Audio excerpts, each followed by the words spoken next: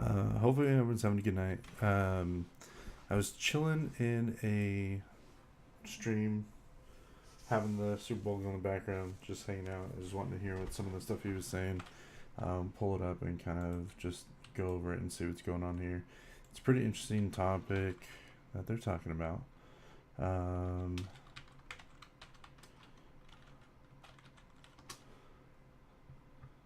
Let's see.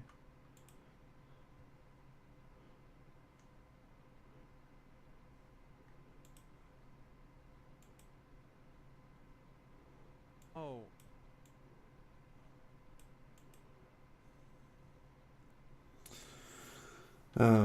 So yeah, he keeps timing me out, but literally the only two things I said in there were, "Hey, why is this guy getting timed out?" All he had was the opposing view.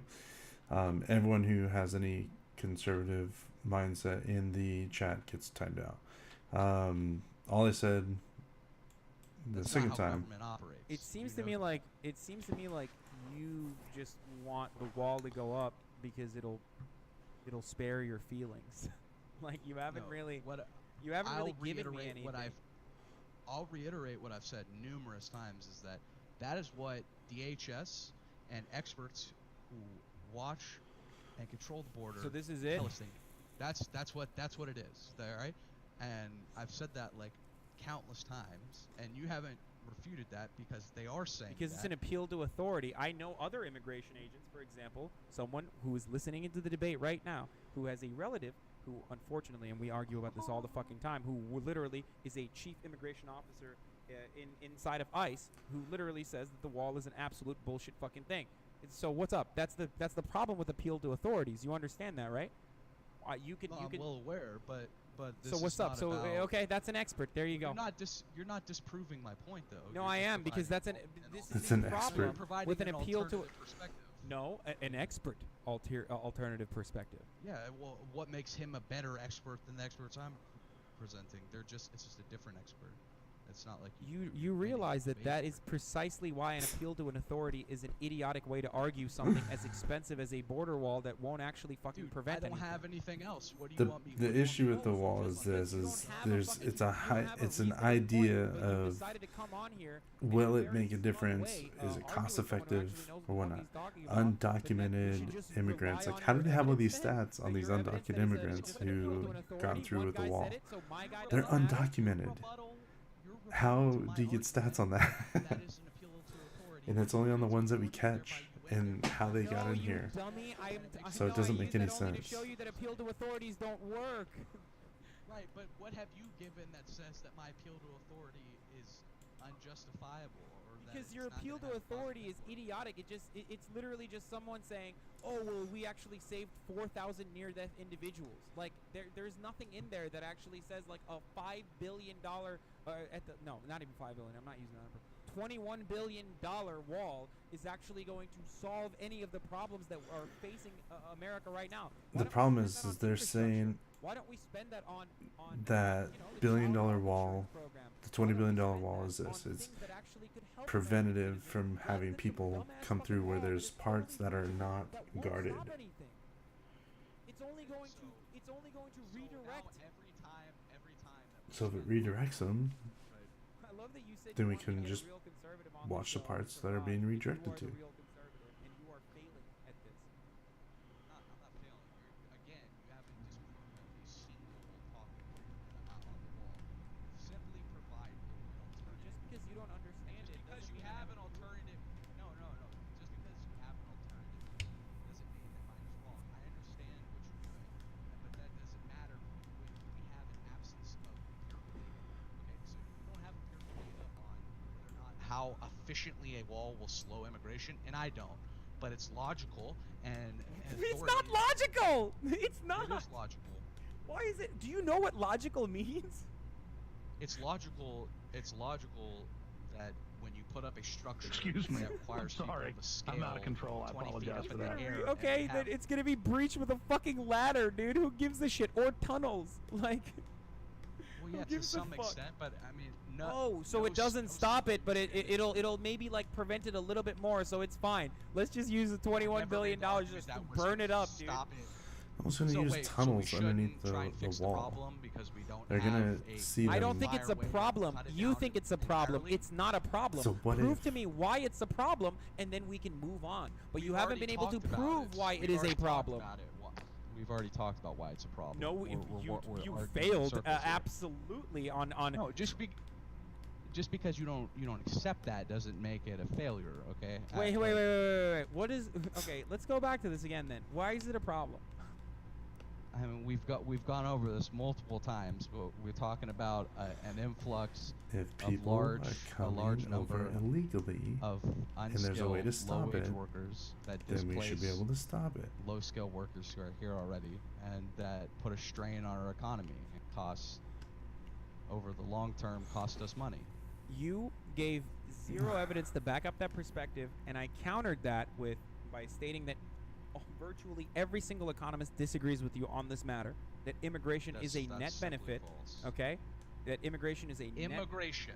We're not talking about illegal. We're talking Okay, about illegal. but my immigration. There's perspective big is differences. amnesty, and whenever But- we talk no, about but you're talking amnesty, about- That's the biggest but when we thing talk is- about That does amnesty, not- you turn around and say, "Well, that's not politically feasible." No. Are you no, trying to but solve that the has issues? Nothing to do with illegal immigration. You're So quoting a his study view, or economists that are speaking. on his the view is benefits of wanting to illegal have an immigration. open border. We There's already no have a Yes, border there, because essentially. because And that's these why people that it's are coming in should be made unlimited legal. amounts That's of my people. position. Well, on that point, right, I said multiple times that we need to secure the border before we talk about amnesty, because we cannot continue to The difference increase between the number legal and of illegal unlawful- immigration is how brown their skin is from your perspective. So it doesn't matter it's what not. we're talking about. Define what is the difference between legal and illegal immigration in this instance. Going back to your great grandparents, obviously, or any number of immigrants that have come into this country currently with current immigration like laws set in place. We're not fucking. We don't have like a high skill immigration policy set in place currently. Like you're not. It is very selective. Yeah, it is. I'm not saying that we only accept but high we IQ have chain individuals, migration but too. Like you don't. It's not. yeah, well, that's another policy that we should probably address. But why? Why? You haven't given a justification for it, dude. But I just told you not 20 seconds ago that because Both lawful and We cannot- unlawful immigration still expands the I- economy and increases our gross domestic product, dude. You have no answer to it this. also so that may be true in the here and now, but it also increases. What? You know, I'm not gonna go down that. No, path. please. No. You have to. You want me to use the crime argument, and I know exactly what you're gonna say, and I'm not gonna go down that. Wait, no, say it. You wait. What? If that's your perspective, please elaborate. I would love to hear what you are going No, to say. I wanna hear Illegal so immigration do you is a think that crime, illegal immigrants and we commit should be less able to crime deport the people than who illegal came here lawful, illegally. Residents. According to the studies conducted on the matter, yes. Okay, go ahead. Name which study? The Cato Institute. I knew you used that one. I mean, what do you want me to? Should I not use studies? Like, should I just keep going off of the no study perspective that you have? Hold on. I gotta refresh my memory on why that study is very Oh problematic. yeah, go look at the talking points. It's not talking points. I don't Cato want- I Institute don't sucks ass, by the way. memorize. Just so you know. I know, Haha, but you it- got me. I it- cited a source. It's a Koch-funded institute that it has literal profit motive to say illegal immigration is good. Like they Wait. love Do using you word. think that? I'm well aware that study. But is but if bullshit. if virtually all economists agree on this, then but then if we're talking about crime, and crime has decreased since immigration, both lawful and unlawful immigration, has increased since the 80s, and crime has decreased. And individual studies also point to the reality. Correlation, not In causation. by the way, in areas, just so you know, in Causation. areas where It's not- I know correlation does not mean causation, but oh my god, dude. Okay, so one, if crime is decreased in areas where there is an influx of undocumented and documented immigrant populations, that's one, and I'm not saying that this is a causal effect at all. And then two, on top of that, specific studies conducted on criminality between undocumented immigrants versus documented immigrants also show that that undocumented citizens are less likely to commit crimes, both violent and also non-violent. What studies do you have outside of your personal feelings that undocumented immigrants are actually prone to criminal behavior? Well, let's address your studies. So a lot of Your them studies show. suggest that illegal immigrants aren't prone to crime because they looked at one immigrant community and said that these people don't commit crime, and then you said another study. No, that Texas. It's a Texas study. I'm sure you've looked at it already. It's not just like one community. It's actually statewide. It's one of the only states that tracks this data. So, and it's also a border state, a gigantic state that's very diverse. So, yes, Figure it's a homicide fairly and good conviction study rates to in use when it Texas. comes to this. Conviction rates in No, I Texas know, and I'm saying per the conclusions say what? residents per. That's just Conclusions how- say that, Heard that the- undocumented immigrants cause 100,000. undocumented immigrants are cause crime at lower rates than natural-born U.S. Estimate citizens. of the size of illegal immigrant population. Okay, and what rates are That those? was pulled from the I don't know CMS the study. Center for Migration Studies. I think it's Name it like real quick. 2 to 1. It's like I don't know the exact. I can't remember. the Undocumented exact, population was percentage, but it's like, 10.8 it's a gigantic million in difference. It's not like a 2016, marginal. lowest level since 2003. But what is the mechanism by which they draw those conclusions? Arrest records and I believe arrest and conviction rates. Okay, so obviously when you're talking about the lawful citizenry, Are you gonna pick apart this study right now? Like, are you gonna actually? I'm responding to the study. But you have Right, no. But studies you've never that seen the study measure- before. How are you picking apart the study that you haven't actually seen before? Because they use the 5.8 same. Texas. They calculate the same way in a lot of these studies with arrest records, and I know that. Uh-huh. Am I wrong by saying that they looked at the totality of arrests among unlawful immigrants and compared it to the number of arrests among legal Dude, citizens? do you really think that I'm giving you a totality number? Do you really think don't- that it's not I'm rates? asking. You think it's rates, dude. I said lower rates, okay? I didn't say totality. Of course, undocumented immigrants are a much smaller population than natural-born U.S. citizens. Jesus fucking Christ, are I'm you trying that to- stupid, or do you trying think to- I'm that stupid? Okay, No, let's I'm just. trying to find the study that you were talking about. You quote specific studies I haven't read. How am I supposed to know Okay, but something what I studies have haven't you read okay? then? Give me one study. Except the only Yeah, thing that okay, you've hold brought to on. the table so far is one appeal to authority from a USA Today article. The problem is it comes from both sides. It's So- a what if thing. It's a what if this is true, what if this. I just, not saying I don't not believe the studies. The issue is this: is you're now saying, okay, well, if this is an illegal immigrant, or if this is a person that needs to abide by this rule or whatnot, we're now, yeah, it's just this sucks. You're saying that the argument always from the left is that there's more benefit from having the illegal aliens here. There's lawful ones that are waiting during the process, and I get that portion of it. Like, with them in immigration helps. That's a fact. Having more people here, having more people to pull from the economy is a good thing.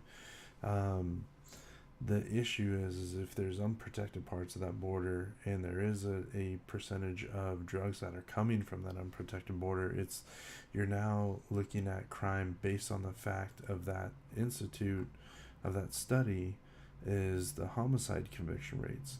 And they're only looking at homicide. Now, I don't think they're coming over here killing everybody, but the illegal immigrants are at a 1.8, which is still higher than legal immigrants.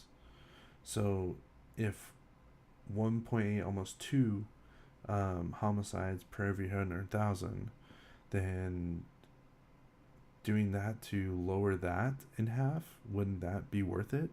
That's the thing that I'm saying. Like, okay, yes, this is a lower number than the native number, which is at a 3.2 from the Cato thing that he's saying. I would probably propose like, well, if that is lower and it's not as high as us, we're not sitting here nitpicking back and forth of who's more bad.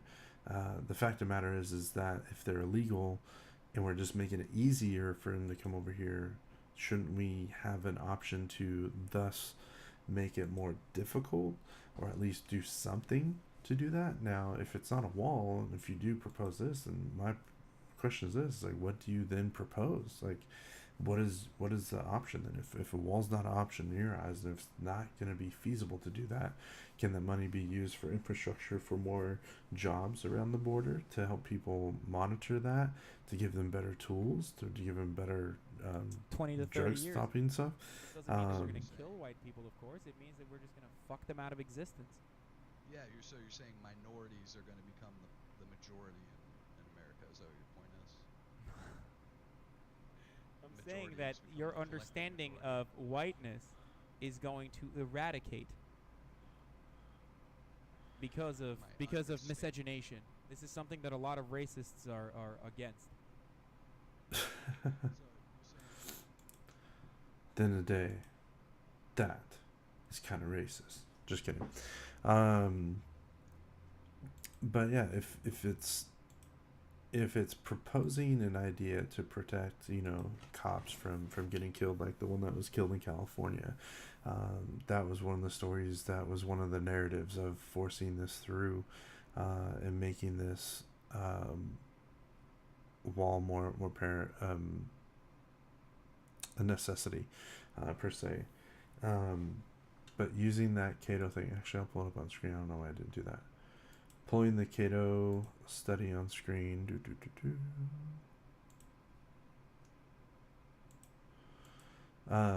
This is what he's talking about here. The figure of homicide conviction rates in Texas alone, residents in each subpopulation, per 100,000. So, per 100,000, this was the rate of 3.2 of native Texans, 1.8 illegal immigrants, 0.9 from legal immigrants. This one shouldn't be happening. Whether you chop it up one way or the other, it shouldn't be happening. If you want to use that crime argument, this one shouldn't be happening. None of them should be happening. But however shit's gonna happen, this is viewed, in my opinion, a preventable one. I don't know if you guys have any thoughts on that, but yeah.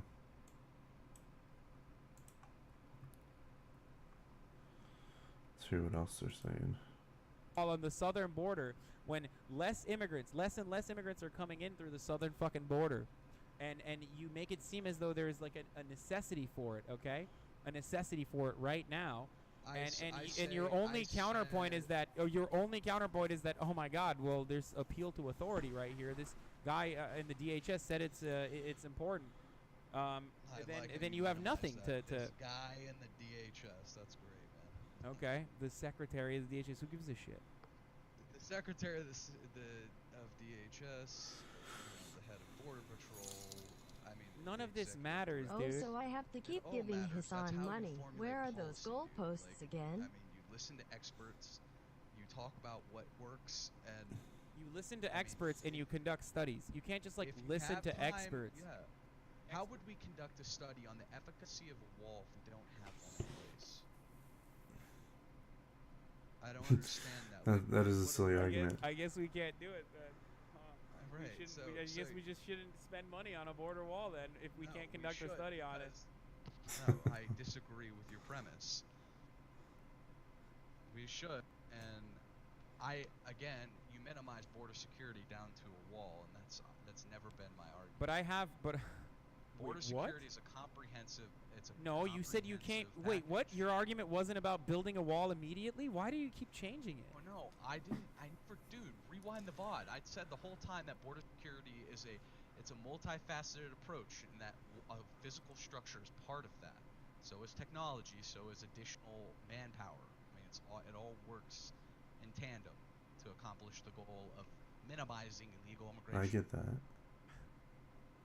Is it rooted in longitudinal studies? No, I'll grant you that. But it's what the fucking authorities who have studied the issue say that we need, that they need to better do their jobs, and that's what I'm gonna go with. Okay. All right, I dude. mean, your argument to that is to say we don't need walls. We just let anyone in who wants to Yeah, come in. and then on top of that, though, I actually have economists who agree with me. I actually you have don't. shown you successful examples of amnesty programs that have The allowed economists immigrants to. speak is to not legal relevant in this immigration. discussion. That's a different issue entirely. Amnesty is a big part of legalization. It's a It has nothing to do with securing the border from further illegal okay. immigration. Opening up They're the separate I know, issues. but You opening up the forwards. I know, but you keep saying low-skilled immigrant labor, and I already told you that expanding Low skill and- immigrant labor is not going to fix are anything. going It's, to expand the economy, and this is a beneficial thing for all of us, right? Yeah, a fixed number of immigrants may help generate additional economic activity. Okay, but an unfettered but access to our why is the border has fixing never that? been shown in this country, because we're talking the about border's not controlling fixing the flow of the immigration to economic this side of country, it. right? That's there's Well, nothing in a way wrong it with is. that. Because then it's preventing the law enforcement having to track down these people. If people are less likely to climb a wall or go in a tunnel or do anything else there, there's less likely that people are going to come through the border, or drugs are going to come through the border. They're going to have to find other ways to do that, if that's one of the main ways to do that. Okay, but you already mentioned that the It's wall is. it's not like going to these stop drug it. dealers I know, are but you already mentioned that reporting the wall is not going to or stop coming something. through with What these are you drugs. talking about? Here's more money. I didn't The say it U.S. won't stop intelligence something. community Absolutely. didn't name the Said it's border the wall heart as a of the necessity, nor that multifaceted undocumented approach immigrants are a stopping serious illegal security immigration. threat. Just Okay, this. here's another Physical appeal to an structure, authority. Are you need ready a for this? wall. We need to address points of entry. I agree with all three of those things. Okay, I And we get need that, additional but the Sorry, go ahead. dude, we keep Go ahead. going over the same point over and over again, dude. We keep going over Yeah, the I same agree. You wanna concept talk over about and over something again. else? That's fine. I Or know, but you're actually, it's not. good. Okay, this is a really classic question, but like, you want to secure our borders, and you let's just walk through this really quickly. You don't have a Mhm. problem with the Canadian border, right? Or should There's we no build there's build a no wall there as thing well? happening there. Yeah, in its current state, I do not. Okay, why don't you have a problem with Canadians and their and the Canadian border? Because there's not an influx of Because illegal I haven't aliens seen of anything Canada from that Canada. suggests But that you haven't seen any we're data that suggests dealing that with illegal massive- immigrants are also causing like any sort of negative problems in this country either, have you? You just drew a conclusion for me, and that wasn't what I was gonna say. I haven't seen any data that suggests Is coming here illegal legal? No. Is coming here legally legal? Yes, that's fine. on the southern border. Wait, but what's the That's just- problem? What's the ultimate problem of undocumented immigrants coming into the country, both from You're the going Canadian back to border what and you also just from the gone over southern the whole border? time. The problem is it's illegal. It shouldn't be happening. There's a process for it, and they should go through that process. I mean, that's kind of simple. He's disputing my position with any data. You're trying to tell me my position is idiotic, but you're using your own appeals to authority. I'm not Which using is an appeal to ridiculous. authority when I talk about. You're talking about. I've the given you positive examples of successful programs, benefits. that increase the likelihood that undocumented citizens, once given amnesty or offered legal protections, will participate in the economy in beneficial ways. I've already told you that there is a necessity, there is a need for low-skilled immigrant workers as well as the capability of, Yeah, of, man. of low-skilled immigrant workers. Same happen. For sure. Like I get it. It's the biggest thing for me is this is a lot of the stuff that's difficult about the wall is that people are saying it's rooted in racism. Other people are saying, and then that builds up a whole nother debate. The other issue too is like, okay, if it's about safety and about enforcing a border, what's wrong with that? And then in the sense of you know, not making it easy for this. Like, there's people who are going through the system legally. Immigration is a good thing for America. Immigration is not a bad thing. I'm not anti-immigration. That's the thing.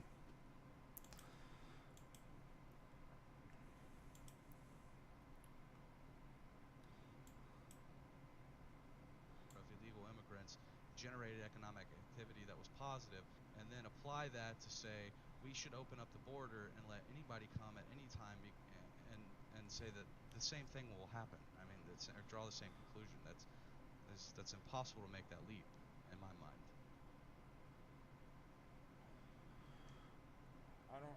I don't know what to I don't know what to say anymore, man. I mean, you're not disproving anything that I've said. We just keep talking over one another. We're talking over another, but we are talking in circles. So if you But wanna talk you haven't said that's anything fine. about the likelihood that like you haven't. No, for Am I sure, man. not I'm down. seeing your point? I'm Like, down. am I too stupid to realize I don't like the massive, debating because I gigantic feel like galaxy debating brain is point that like you're making? trying to like That win or lose. immigration is More or somehow less of bad. have a I mean, I just discussion don't of see it, even though perspective. I everything think that's the like, biggest thing. all Is the signs problem point with to the fact that I think the immigration the as a whole the issue with is the economy, which is why Hassan I has argue with that some we of should have the legal immigration debates in is all he of the tries countries. to win it with Legal immigration. some stuff And there. But yeah, illegal as well. The difference between legal and Where illegal have you ever immigration, seen a study I'm down. where people have Prayers, moved by the way. How you doing? in a country of our size? it You ever doesn't. seen You don't that? need to. Just like you can't see a study on No, a you're wall when taking- there is no wall, you can actually have predictive studies by looking at comparable data points. Which is why, despite the fact that They like are no comparable countries have data opened their points. fucking borders to all immigrants, it doesn't mean that like we don't know that immigration and the increase in immigration is actually beneficial for an economy. I'm not saying It's already I've proven that never it's heard beneficial for that economy. people What's up, Red Cloud? How you understand doing? immigration generates economic activity. It's not But the it hasn't immigration happened. portion of it. There is a You can't fear tell side me of that it. Yes. forever and ever, Like I'm not gonna no not matter acknowledge given that. Like the world's there's a fear side of it. But population yeah. is over 7 billion people, that we can just open our borders and let anyone come and go as they please, and thereby we'll be able to generate the same positive economic Taking outcomes Blitz. What do you think would from be a better mixed option? legal immigration and minimal illegal immigration. Excuse me. I don't see Sorry. how you I'm out of control control. I those apologize for like, that. That's not comparable, right? We've never seen that before. We've never studied it before. Yeah, we have. When we didn't have a fucking cap on, when we didn't have Yeah, a I'm fucking down. cap, and America was growing, and it was. Hey, doing fun. Red Cloud? Like, Yeah, I remember you. But that was when our cities weren't overpopulated. Wait, right? what do you mean? More Like in centralized- 1963? Well, I'm talking about land mass. People per capita, especially places like never Los been Angeles. Like, overpopulated. their infrastructure is not meant to hold as many people as it does, right? Like big cities start to get caps on how many. You just dirty Canadians out. Those Canadians are pretty Have you ever dirty. been to the middle of Have you heard the way they say a boot? Where do you live? Okay. Not to What's dox the you, middle just of like you can America? lie to me if you want. But like, there's plenty What's- of but fucking what's- landmass, dude. That is such a- Land mass, but what are they gonna do there? What do you mean? What happened We're to not Hazleton, overpopulated. Pennsylvania? What happened to Hazleton, Pennsylvania? A town on the fucking on the verge of bankruptcy because of I just find Hassan funny because he he believes in killing babies and the business of destroying more babies. It's me. But yeah.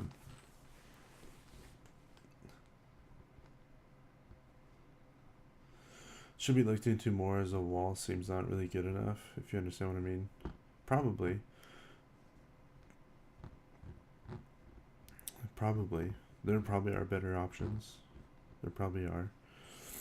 Like, this is the thing. It's not the end all. And one of the arguments that he was bringing up earlier, I don't know if you guys saw it, but I was talking about, he talked about the Cato study, which was the homicide conviction rates. They're going in circles at this point, and I think they're just not able to. completely different argument that we should be having then. You're not talking about this. You need to tell me I've that been I'm talking- wrong. You're just saying that illegal immigrants will come here and they won't go to Montana. I think they'll go to LA. I think they'll fuck my women. And I want to make sure my dating pool is as pure as possible. Like, I'm married. Like, I have. okay. But I want to make a racist argument. Is what he's trying to tell him to do. Oh man. I actually work with a Canadian. He's pretty nice. So Canada doesn't have an economic issue or I don't know what the crime rates are in Mexico. To say some of it's spilling over by the border, probably. Although my parents did live there for about a couple of years in Cabo, which is more of a tourist place. So I mean, there's parts of Mexico that aren't riddled with crime and drugs and all this other stuff. However, all their stuff got stolen, so make the assessment there. It's this is the thing. If we have a process and we're just asking people to follow the rules, then that's fine. We haven't really been enforcing the rules to begin with. So I mean, it starts with deporting more people. If we're deporting more people, that's going to cost money. To the time, the people to do it, then and getting them back over to wherever they need to go to. If there are like open spots in the border where people can just easily just come through, then I feel like if you're funneling it there and you're putting spots where they're like hot spots where they are there, but there's already part of a wall there, so it's kind of like just completing the wall, and that's what's funny. And I really, really, really, really wonder how many people are mainly like genuinely against the wall because of Trump, or if they're generally the Swiss cheese border, you mean? Yeah. Or generally like against it because they feel there's like racist intentions behind it. Like I really, really like if you can objectively look at it this way, like this. Now, yes, I get the arguments there. Like this one guy, I was watching a video, he says, okay, who, just by a show of saying one in chat or something, who believes that there should be no wall? Just say one in chat. Or if you believe there should be a wall, two. And I'll do this and whatever. So then he's like, okay, well, if you don't believe in a wall, what about walls around prisons? So if you don't believe in walls, then why should we put walls around prisons? So it's like, okay, well, if we can't put a wall in prisons, then well, that's different. It's like, well, how's it different? The walls that keep the prisoners in there work fine. They also have people watching them. They also have other things there. They have cameras. So yes, if you, not saying you put a prison on the whole side of it there and the whole border, but for freaking A, like, do walls work? In that scenario, yes, they do. So when people say, oh, walls aren't going to work, like, when was the last time you heard somebody say, oh, I'm going to get a ladder in the prison and climb over the wall and get free? Is that a stupid analogy? Maybe. Is it partly valid? I think so. But yeah.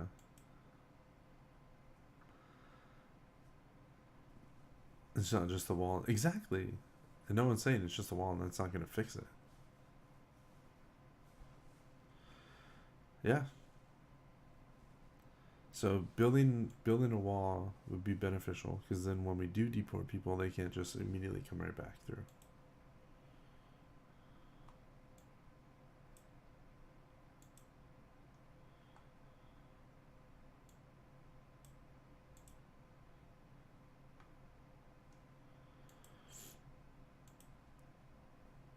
So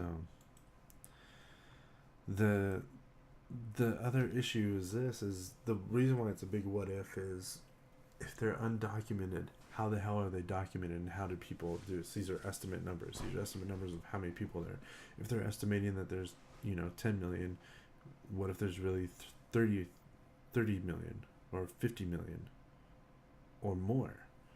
But yeah, and if it's so easy to get from that border, they can easily, if people wanted to get through the border easily, they can go through Canada, like for people overseas. I'm pretty sure that happens too. It's just that doesn't happen as much. Plus, the Canadian border is maintained pretty well from the Canadian side of it as well. So they're also help boarding it. There's not really like Mexicans, need to be across the Mexican border. Freaking Mexican police.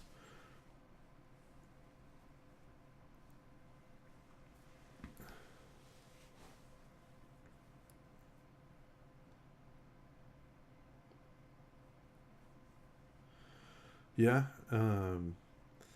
there people can still come and go as they please, just at the certain checkpoints. Like if there's parts that are unmanned, then shouldn't shouldn't they be manned? It's like telling somebody like, oh well, you have a lot of land.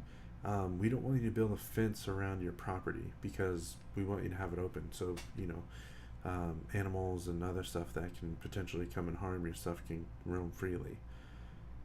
But it's if it's your land and they don't want you to put something there, how would you feel? Like it's more or less of it's as simple as that. And I think when you try and make it a bigger scale, make it into the political debate, and yeah, it's not good to probably dumb it down, but I mean, for discussion's sake, you know, don't you want someone to be able to have the freedom to put their wall there? Like, okay, well, who's this affect mostly?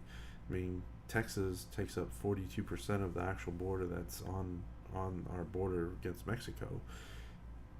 Should Texas, have a portion of to do with it because they're the ones initially benefiting from it? Maybe, but I don't know. And I think the problem is with Hassan's debate is he ends up trying to debate Policy prescriptions. If I could, I would. their But we're not having a conversation about Trump's policies and like what's feasible, dude. yeah. We're having a conversation You about asked what me your why I perspective support- is. You can't say that your That is my perspective is that the perspective. wall works, and then when I back you into a corner and prove to you that Yeah, the they're arguing about the wall as opposed to will it work or not. And it's a hypothetical and both sides of it. People are saying it's not going to be effective, or other parts are not going to be effective. I just don't think it's not the best route to take with it. But yeah, a wall. What the hell's a wall?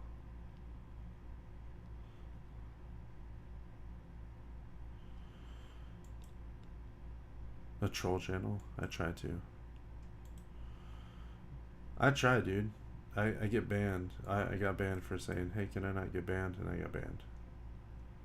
Both things, I can support Yeah. border security, and I can support curbing visa overstays. Like, it's I'll not try. one or the other. I'll try. So, like, to say that I'll try and just do it. because Hopefully I doesn't don't get address banned. the entirety of the issue, therefore your position is ridiculous, is, faulty logic. Like, I can support that and still support, addressing visa overstays.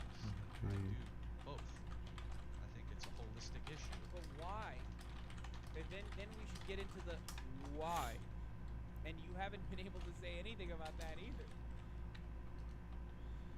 I mean, I thought I And also, Thought I you yourself had- changed your perspective. Like, you came in so hot. It's very difficult to have a conversation with you when your goalpost is was- shifted like 14 different times.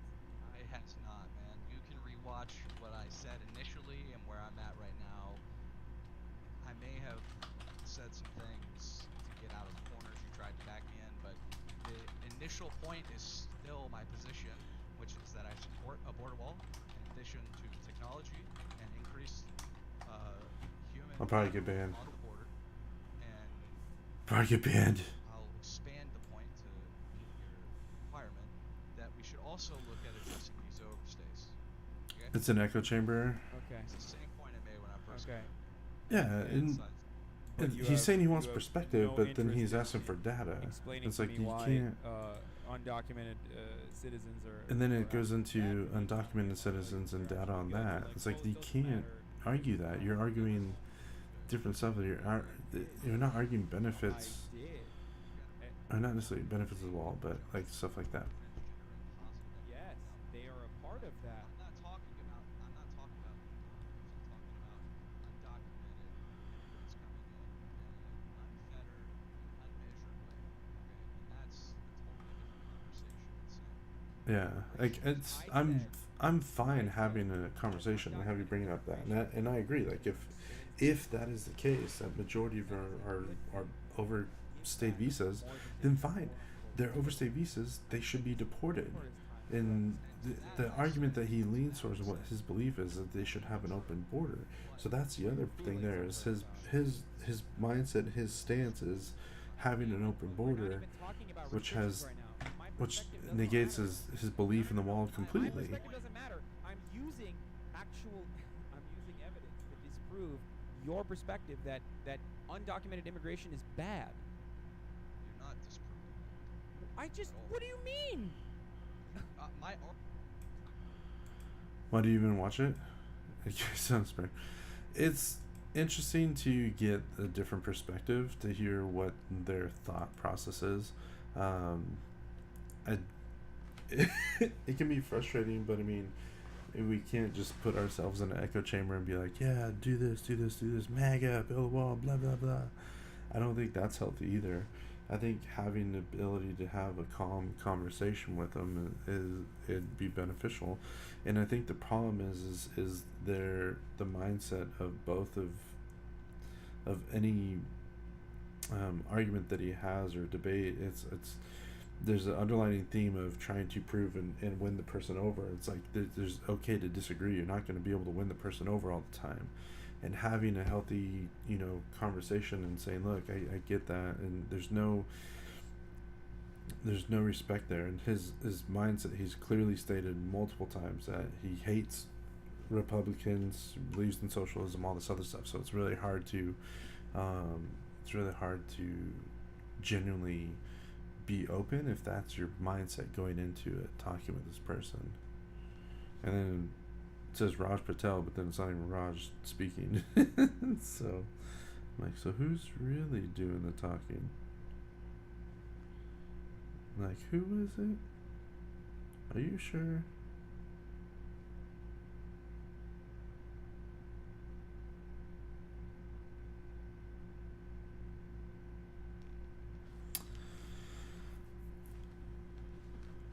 Yeah, but the zero skill workers, that's like a portion of it. Like, you mean to tell me that there's not some people that have some skills that actually would work or do anything there? That's kind of racist in the mindset there. Like, you're now saying that Mexicans on that side of it have no benefit to our economy other than zero skill or low skill workers, which is kind of fucked up. I'm like, dude, you can't have that thing there. Um,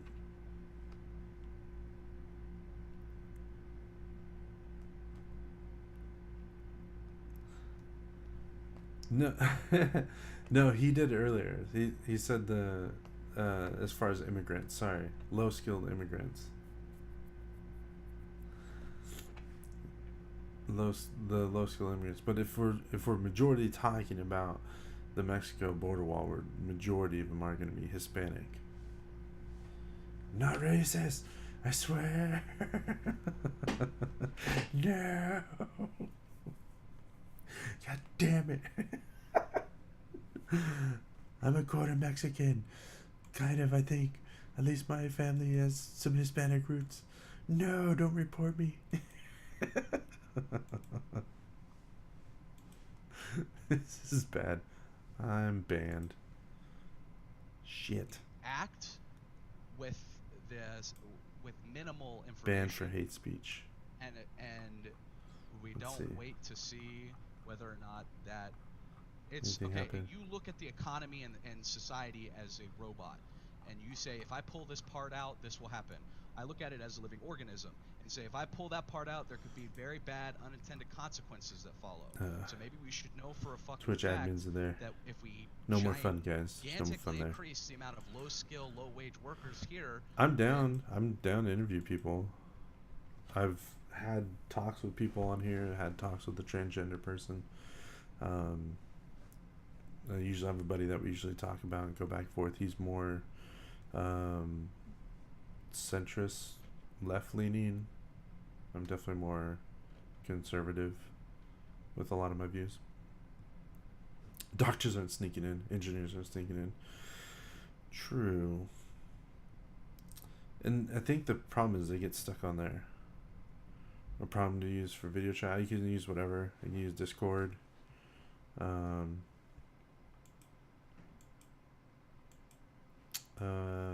see. You want to jump on here? What's up, Darian? How you doing, man?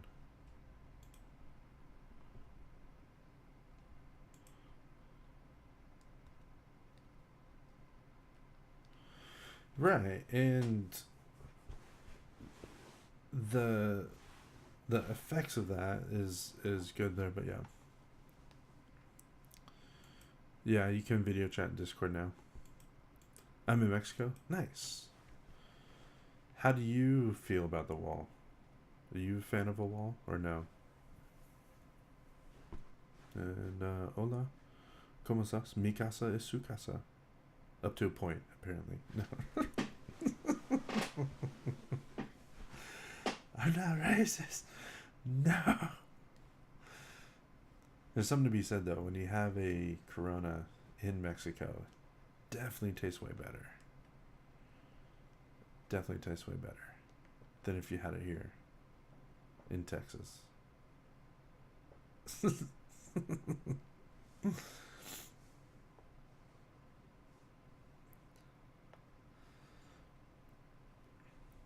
Oregon's pretty awesome. Hit me on why I support the border. I mean, I did. I asked peeing you already. again. I asked you, and you said because the DHS secretary says it's good. That's why.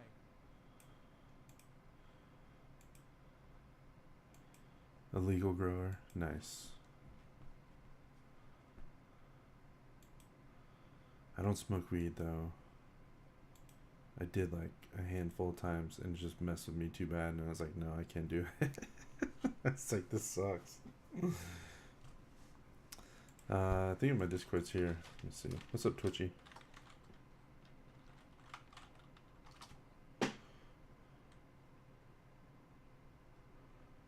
If you're able to join on Discord, I can pull it up real quick.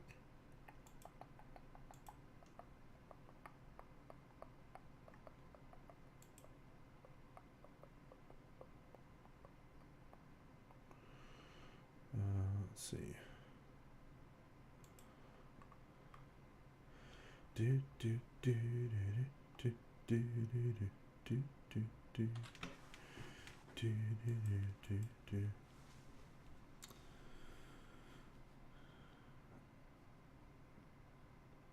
I know, man. I've been hearing. I'm in Texas though, so it's not legal here. You can chat. I think I did.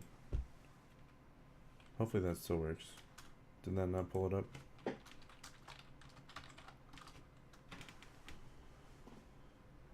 That should work, I think.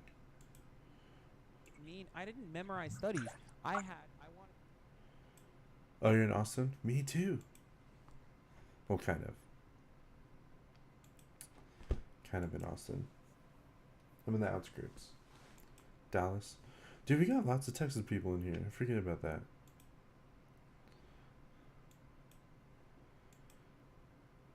Forget that we have a lot of Texas people in here. It's kind of funny because I'm from California.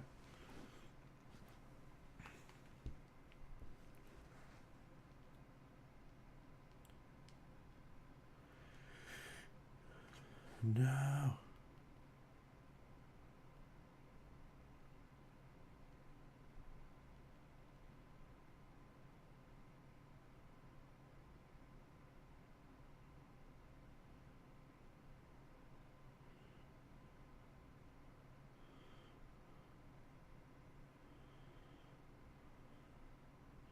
I'm in a hard place. I'm even closer to you then.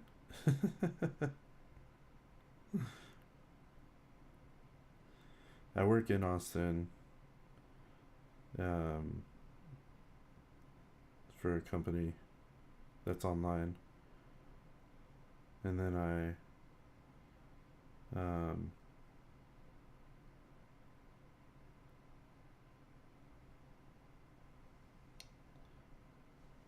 but yeah. Did you get in the Discord? Oh, there we go. Let me do this. Hello? Hell, Howdy. what's up? Yeah, how you guys doing? I'm doing good. Awesome. So, yeah, dude, the whole wall situation is kind of a trip, man, because to those of us that have been paying attention, like I said in chat, I'm from Oregon, Mm-hmm. and I'm definitely a hippie dude, you know, Yeah. and I love everybody.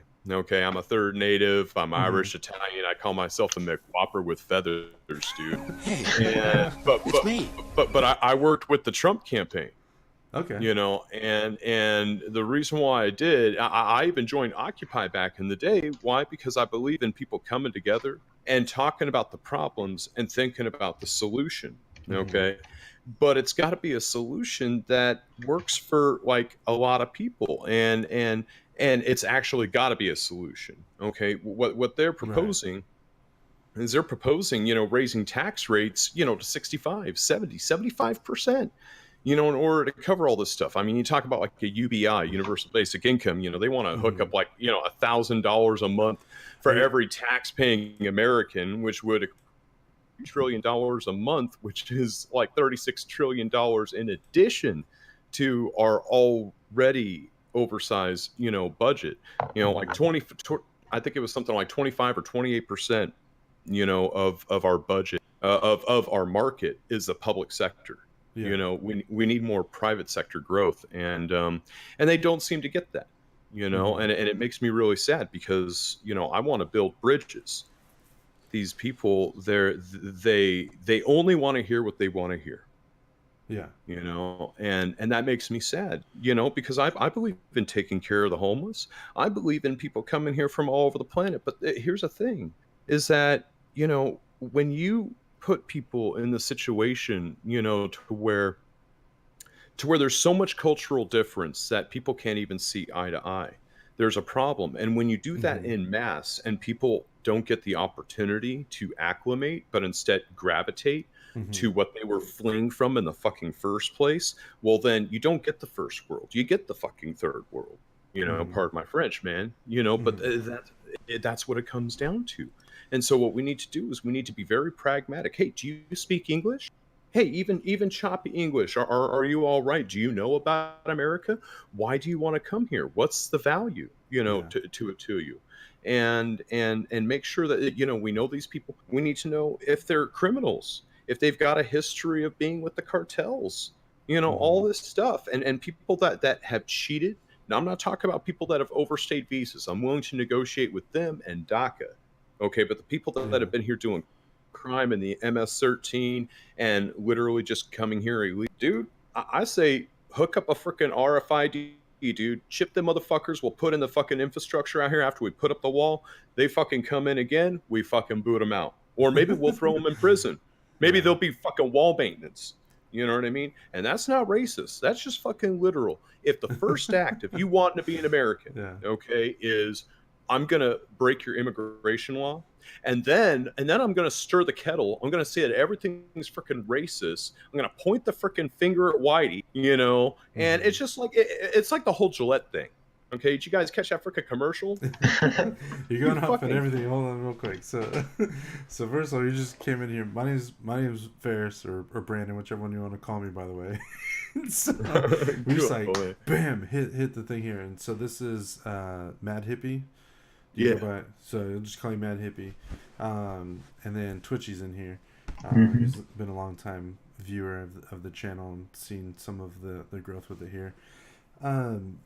Definitely some interesting points. I mean, you hit on like a 70% tax rate, which is you hit on some of the wall stuff, and now we're kind of going into some of the solution there. Definitely want to unpack some of that, but the very interesting for starters. First of all, I think the mindset of having a discussion first and foremost needs to be brought back and showing people how people can be civil and have these discussions with each other by far needs to be the first thing that happens. Right. The second thing that happens is so often is it turns into like name calling and all this other stuff. Just first and foremost, I want to encourage everyone in chat, please be civil with each other. I'm not going to time you out for saying stupid stuff unless it's like absolute racist or like terms of service stuff. So I really don't give a shit what you say in the chat. And if you're going to direct any hate, please direct it towards me personally.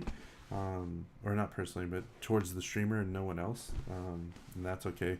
If you guys need to get it out, feel free to use it. Well, dude, sometimes you just need to agree to disagree, and I think that's something that people have forgotten. It's like hate laws, dude. I find hate laws to be complete and utter bullshit, dude. Well, Why? It's so black Because and white today. It's so black and white today, where people have to be right and wrong, and there can't be just this like you're saying. You said a solution.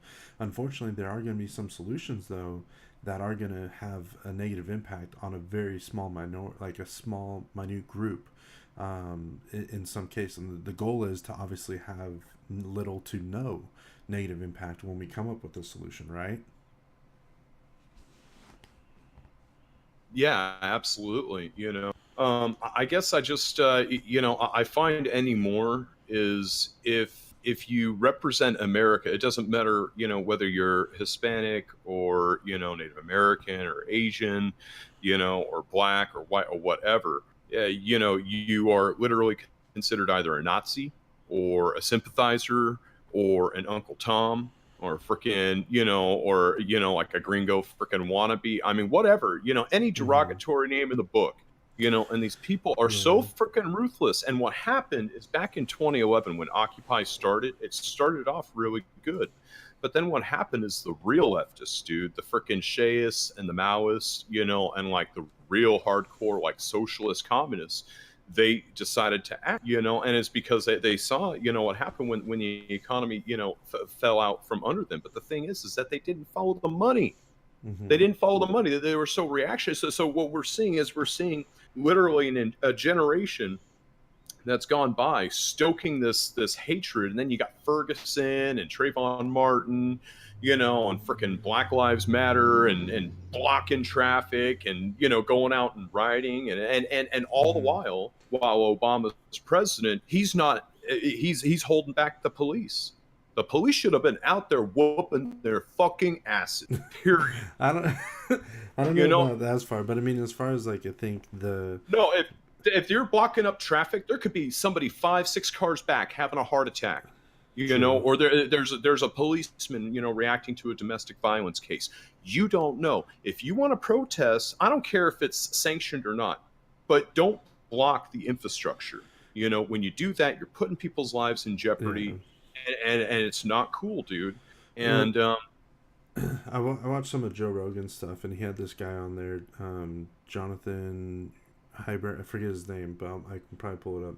He was talking about how social media and all this stuff is kind of in its infancy, and a lot of these kids who grew up or who were born around 1994 and maybe a little bit later or something like that, they pretty much have grown up with social media their whole life. And so what that ended up doing is we don't really know the long-term effects of having kids grow up with social media. It's kind of scary when you think about it. You now have a bully has access to you 24/7 on Facebook or Twitter, whatever else, right?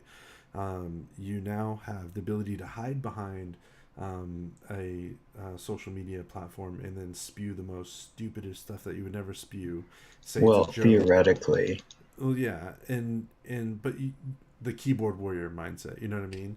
And then all of a sudden, once they start coming back at you, it's like, no, I was just kidding, or no, I'm why are you doing this? You're a dick, or you're racist, or like the whole victimhood stuff starts to get born out of that. And I think it's this interesting because it's 15 years that all this social media has been around, and people are like teenagers online, grown adults are even at the same time with how we react to stuff, and information gets spewed out there so much, and I think everyone is clamoring for truth and just something that's just. Well, look, bro, this is what I think, dude. And you're absolutely hitting the mark, man. But I really kind of got to I feel as if the children, had the economy been better, because here's another problem with the immigration and how it ties in. Okay, so when you have so many people coming in undercutting wages, like for instance, out here I live in Hillsboro, okay, and I'm not freaking racist or anything, Yeah. but kind of a slanderous term of what people call it out here is Hill's burrito, and it's because it's literally like 30% Hispanic, and a very large portion of that is illegal, and I mean, I know some of these people, they're good people, I love going to the freaking Roach Coaches, hooking myself up with like some freaking horchata, or some chaparrado, I mean, dude, that's freaking great, they're great people, I tip them, and but here's the thing, okay, is on the economics front, my neighbors, like on every side of me, okay, there's one family that's legal, the rest are here illegally. And what happens is, the guys, they work for local contractors. What the contractors then do is they buy up like, 10, 12, 14 properties in a local area. Yeah. About half of their crew will be legal, licensed, bonded, everything above board. And then the other part of his crew will all be illegal. And what he'll do is he'll house them then in his properties, have them work on the properties to fix them up really nice, and then levy their wages, which are far undercutting the market, levy the wages against the value of the property, and then they still make a freaking killing. And meanwhile, these companies are able to undercut competition by several $1,000s if need be, and so it's a really slippery slope, and it stifles competition, appropriate competition. But the problem with that too is you have people that'll probably take advantage of that and are paying people like $5 an hour type thing, and that's not right either. You can also, but here's the thing. I know, but the market will always correct. That's the thing. So it has to start with the illegal immigration. Okay, once we have the border, and once we start, actually enforcing our immigration laws, making sure that ICE can go ahead and operate, then we have that removed from the market. All of a sudden, wages appreciate. Now, back to the family situation, why kids are the way they are. We don't have a mother, or we don't have a father there. The families that are successful economically, they generally speaking both have to be employed, and so it's destroying the family structure, and we don't have discipline. If we just throw free speech and everything out there, nobody's protected, you have the liberty to block fools. Okay, and if they're really in the wrong, well, hey, it's going to come back to haunt them, because people in nature, it's just, it's some people like, and you say that you on any given day you'll run into at least one psychopath, and it's the truth, bro. It's the truth, man. I've seen a lot of people, and there's a lot of crazy motherfuckers out there, man. Well, from one weird city to another. I mean, I know the Portland, they like to keep Portland weird, and Austin is where I'm at, and that's definitely a weird one. I've never been to Portland at least more than 20 minutes, so I can't fully officially say which one is more weird. I'd say Portland. Yeah, dude. Probably. Like so much impact there too. So I mean, definitely for the family unit side of it, there's a lot of impact that single family homes have on certain things, whether it's a mom or a dad just doing it. I can't even think right now. I'm so tired. Oh, I'm sorry. So I've just started like getting into some of these political talks with a lot of stuff, and just because the other thing I was gonna ask you, so it sounds like you're for the wall, right? Oh, dude, I'm very much, for the wall. I love everybody, and I want everybody that wants to come to America to come to America. But the thing is that you can't cheat, and something really simple is you could put in it like a movie theater. Okay, so me and my family, it's going to cost us freaking $100, to go watch a movie, get popcorn, get drinks, get a little bit of food. Maybe I'll grab a beer or something, $100, okay, for three of us. And as we're opening the doors, okay, these, a family of Hispanics, like 6 or 7 of them, come in and they smuggle Taco Bell in, and they've got a couple of drinks, all tucked away, okay, and they completely bypass. Well, not even that. I think you can even make a better argument or analogy for this. Is say you're there with your family. It doesn't have to be a racial thing at this point. You're there with your family. Tickets, like I said, are almost $20 a pop. So instead of doing the one, why not you buy the ticket, so you're still partially doing it. You get in the theater legally, but then all of a sudden you open up the door, and then all of a sudden the rest of your family comes in based on the emergency exit, and you sneak them in. That's more or less of how like illegal immigration is kind of working in some instances. And then they're trying to be like, well, if we get the one person in legally, then we get the other ones with our family, we get amnesty. And I go, I don't. That's a whole nother thing that you can make an argument for. Is like, well, should you separate the families? Like, no, we're fine with having people come in illegally. We just want you to do that. Yes, it's a process. Yes, there might be more expensive or whatnot, but who then in that scenario? People are going to say, well, who is it really hurting anyways? Well, in that example of just the movie theater, it hurts the movie theater. Why? Because they're not collecting money for the tickets that you should have sold for the event. The movie theaters are now movie companies are not getting all their profits for the movie, so they're not going to be likely to make that content anymore that you're wanting to watch because you're getting it for free.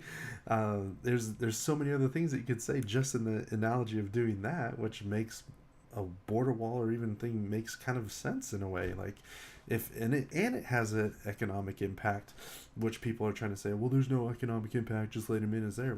Well, if we just let this whole family in for free to the movie, now the movie theater has to charge more for the tickets because they're not getting as much money from people who are supposed to be paying, and whatnot. So why don't we make it easier so we can collect money? How hard is it to go to get to a movie theater? I don't know what the immigration process is like, but I can't imagine it's super difficult. That's a really good analogy, honestly. And so I've never heard anyone use that analogy, but when he said the movie theater thing, I was like, no, not sneaking food in, because people aren't coming from Mexico bringing goods in, right? They're coming in with themselves. And well, I'm just talking about, like the level of stiflement, to the business. Had they done it, legally, and they didn't bring in that stuff, well, then they probably would have, bought something because they're going to be there for 2 freaking hours. Right. And so, it's and it's just it's the whole, morality, and it's like and this is all part of the left. Like they think that shit's moral, okay? And they think that abortion up to a moment before birth is moral, but wanting to protect your country and wanting to preserve life, and this shit's coming from freaking feminists, the whole abortion situation. And I'm like, we're protecting women's rights. Well, what about the probably at least 50% are little girls, little baby girls being, what's your freaking problem? And I'm telling you, it's all about control, and it's all about money, because they're now, I don't know if you heard, but gosh, what was her name? I can't remember her name, but she was using a Korean baby penises, like the foreskin, in some sort of cream, dude, to freaking keep her young, dude. It's like it was some old school actress, like from the 90s, man. Yeah, she was on Ellen. Yeah, dude. And that's the thing, is that there's literally all these industries, and it's disgusting. Like, I can understand if there's a particular enzyme, for instance, in that, okay, grab some stem cells, do what they're doing. There's a company, I can't quite remember the name, but they're down in Panama. And what they do is that instead of getting stem cells, like the normal stem cells, they get the umbilical cord stem cells. And then what they do is they replicate those, and they get only the strongest, most healthiest, most vibrant cells, and they replicate those, and they call it golden cells. And you get an injection, it's like $17,000, and you feel like, seriously, like, actually, you mentioned Joe Rogan. Yeah. He actually, and talking about it, and he's had that a couple of times. But anyways, what I was saying is that, if you did something like that with that and recreate the enzyme, dude, I could totally get that, man. But really, I mean, for real, like, that's what it is, and that's why it's happening, and it's so unethical, dude. Like, I believe in the free market, but that's too much. Yeah, that was the first thing I tackled tonight. I was trying to keep it somewhat civil. I freaking couldn't make it through one of the videos I showed. We talked about abortion earlier tonight. I don't know if we'll harp on that again, but since a lot of people are talking about the border wall, and the thing that makes me kind of bummed is like that Hassan is probably a good dude. Like, there's certain characteristics I see where he seems like a good guy, but other things that I'm just like, dude, this is just so wrong. And the community starting to become more of an echo chamber. And I was like, dude, I don't know if conservatives feel safe being on Twitch or talking about some of this stuff. And because people are deplatforming them, I'm not trying to like, force my beliefs. I'm not trying to force my views on anybody. I just want to have literally civil conversations. And I'm not gonna be probably the best person at saying some of this stuff too, but let me just shout out, hey Captain Cheek Clapper, Bree 320, Jesus, he knows you. What's up, man? Welcome you guys to the chat and the channel. But yeah, I think in the sense of one of the things that he was talking about was, I don't know if you heard me talk about it too, he brought up the Cato Institute statistics that showed that the homicide and conviction rates in Texas, and it was showing out of per capita out of 100,000 residents in 2016, 3.2 homicides were done by natives, 1.8 was done by illegal immigrants, and 0.9 was done by legal immigrants.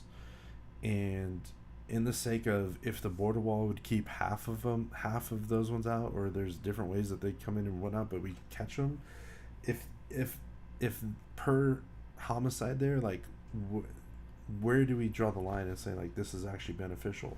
Like, shouldn't we try it along with other stuff? I know the wall isn't the actual end all goal, but I mean, frick. Well, you've heard of Outlaw Morgan, right? No, I haven't. Yeah, you should look him up, dude. He's pretty funny, man. He lives down in Florida. He's a good guy, man. Actually, I called him on a show a couple of times, but he came out with this. Are the new neo-Nazis. Yeah. And basically, he's talk about like, look, dude, people on the left and people on the right, we used to be able to talk.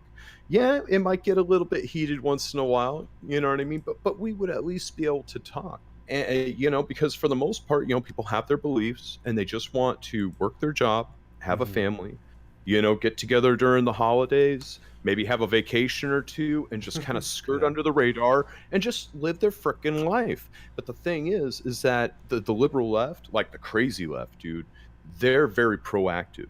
And so they want to get up in your shit. Okay. And they're not going to let you rest until you know what it is. And then what happened is when the establishment then hijacked that narrative, okay, because it coincided with globalism, they saw that as the potential way to kind of, get the grass. It's all about the New World Order, bro. If you take a look at the European Union and what's going on with Brexit and Theresa May and how, she's trying to cockblock and all this stuff. And you taking a look at Italy, how they're, going for, a nationalist, situation. Sweden and Norway, they're starting to post up strong. But, a lot of Europe is really in disarray right now. I'll tell you, I think that in France, I think Le Pen's going to take it, especially if Maduro keeps it up, because he's in like the high teens approval. That's like, like 2.5 times less than Trump. And he's trying to talk smack. I mean, come on, dude.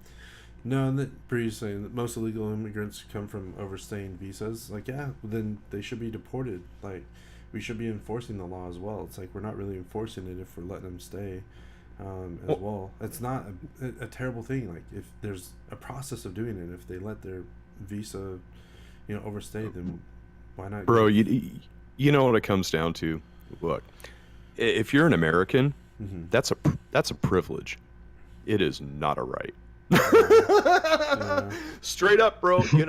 Greatest country on the planet. Okay, and I want to visit the rest of the world. Every place has their culture and they got their quirks and cool stuff. But when it comes down to it, really, America's where it's at. Is the last bastion of self-protection, of free speech, of property rights, of free marketism. We have a hella strong military. We haven't been invaded, aside from the illegal immigration, and you take a look anywhere else and it's very authoritarian, and a lot of it is very left. Yeah, Very like, less. I mean, Canada, you don't really have free speech there anymore.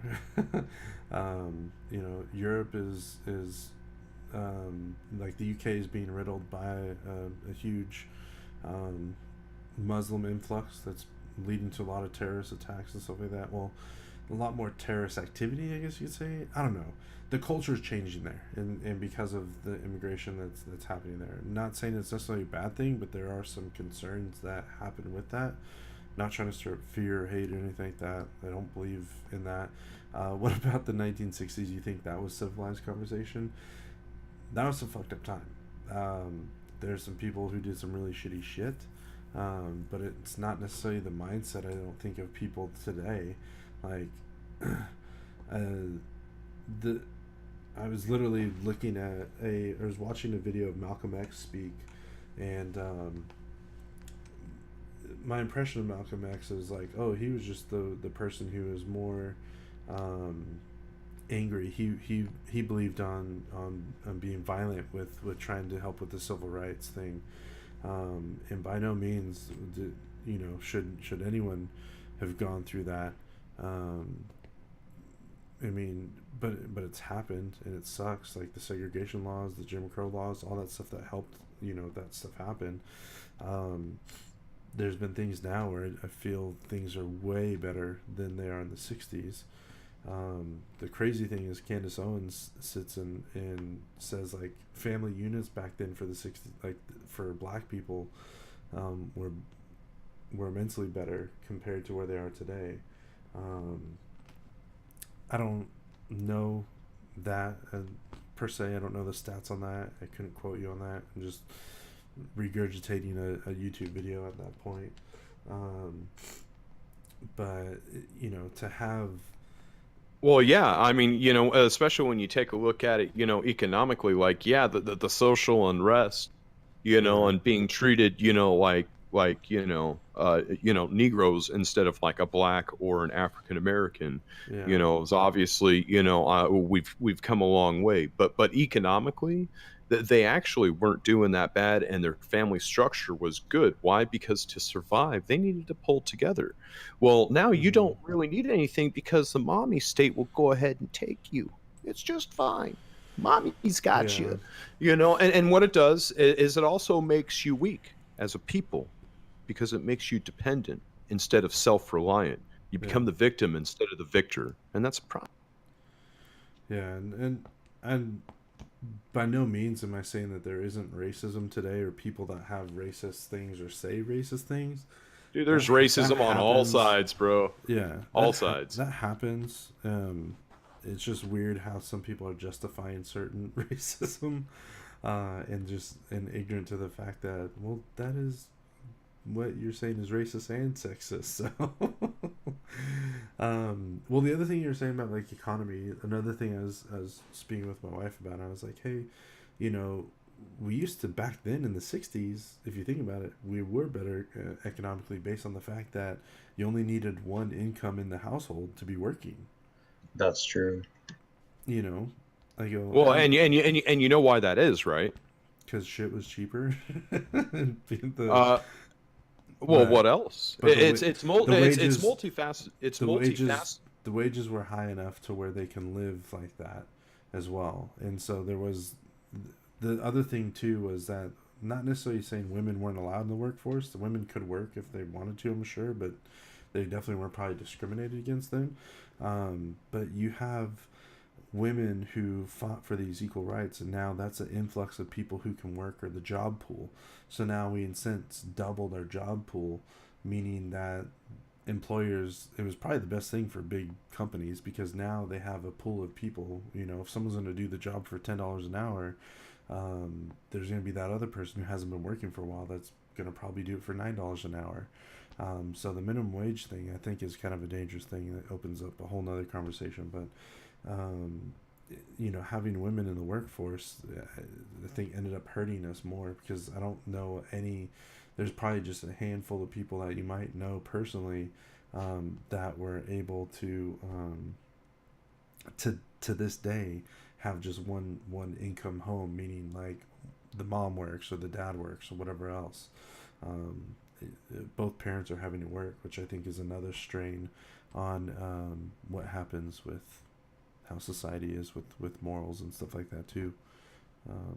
You know, you have kids looking to gang violence back in the 90s, what everyone was all afraid of when I was growing up. Yeah, but boys in the hood and Yeah. you know, don't be a menace to society while sipping on your gin and juice. Heck yeah, man. I was like, I want to be Easy E so bad. Wait, oh no, he got AIDS. Never mind. What you say? What you say about my mama? Yeah. Feel sorry for who? The boys in the hood are always hard. Come talking that smack and we'll pull your car. Ain't nothing but- Oh man, Don't that's quote me, boy. I ain't say shit. No. They're not man. paid the same and had worse jobs. Well, probably, but I mean, at the same time, people were able to still have shitty jobs and still take care of their home and not have to work. I'm sure, dads had to work more overtime in certain things, and overtime necessarily didn't have the same benefits as it does now, where they had to pay them time and a half. I think there might have been like overtime laws where they were just paid their normal hour. They just picked up more hours, so it wasn't like time and a half. I don't know. And don't quote me on that. I'm an idiot to that. I'm just guessing because California does really stupid things with their wages and stuff like that. But yeah. Rap Yeah, culture. dude, California's like hose, man. Like, did you know that there's city workers in San Francisco that are getting paid $100,000 a year to pick up fucking human feces? Yeah.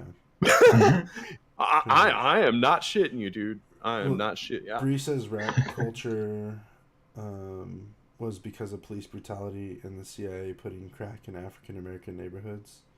I don't know about the CIA part about crack in African American neighborhoods. However, I do believe the statistics or whatever people are saying about what's it called, the welfare, having single homes and welfare. Hey, That broke up a lot. it's me. That broke up a lot of the family unit and stuff like that too, because basically they were incentivizing women to not have the dad in the household, and they got more money from the state or the government or whatever else. But I mean, rap was around before that. Who was the first rap band? First rap band or group? Is it group or band? I'll put group. First rap group was Sugar Hill Gang in 1979. I don't think there was a lot of police brutality in the 70s, but I could be wrong. It was the tail end of Bro, look, there's been police brutality since the beginning of freaking time, dude. yeah. Okay, well, I'm serious. Well, you could go back to the 1800s. There was, corrupt sheriffs. I mean, for the most part, they had more integrity back then, but you Mhm. still had the shady ones that were trying to take advantage of the situation, all the way back to the Roman Empire, dude. And old Samaria. I mean, it doesn't matter. How far back you go, people have been garbage sometimes, not all the time. There's a lot of beauty in the world, dude, but Yeah. there's a lot of people out there that, like, if you have to take a look at the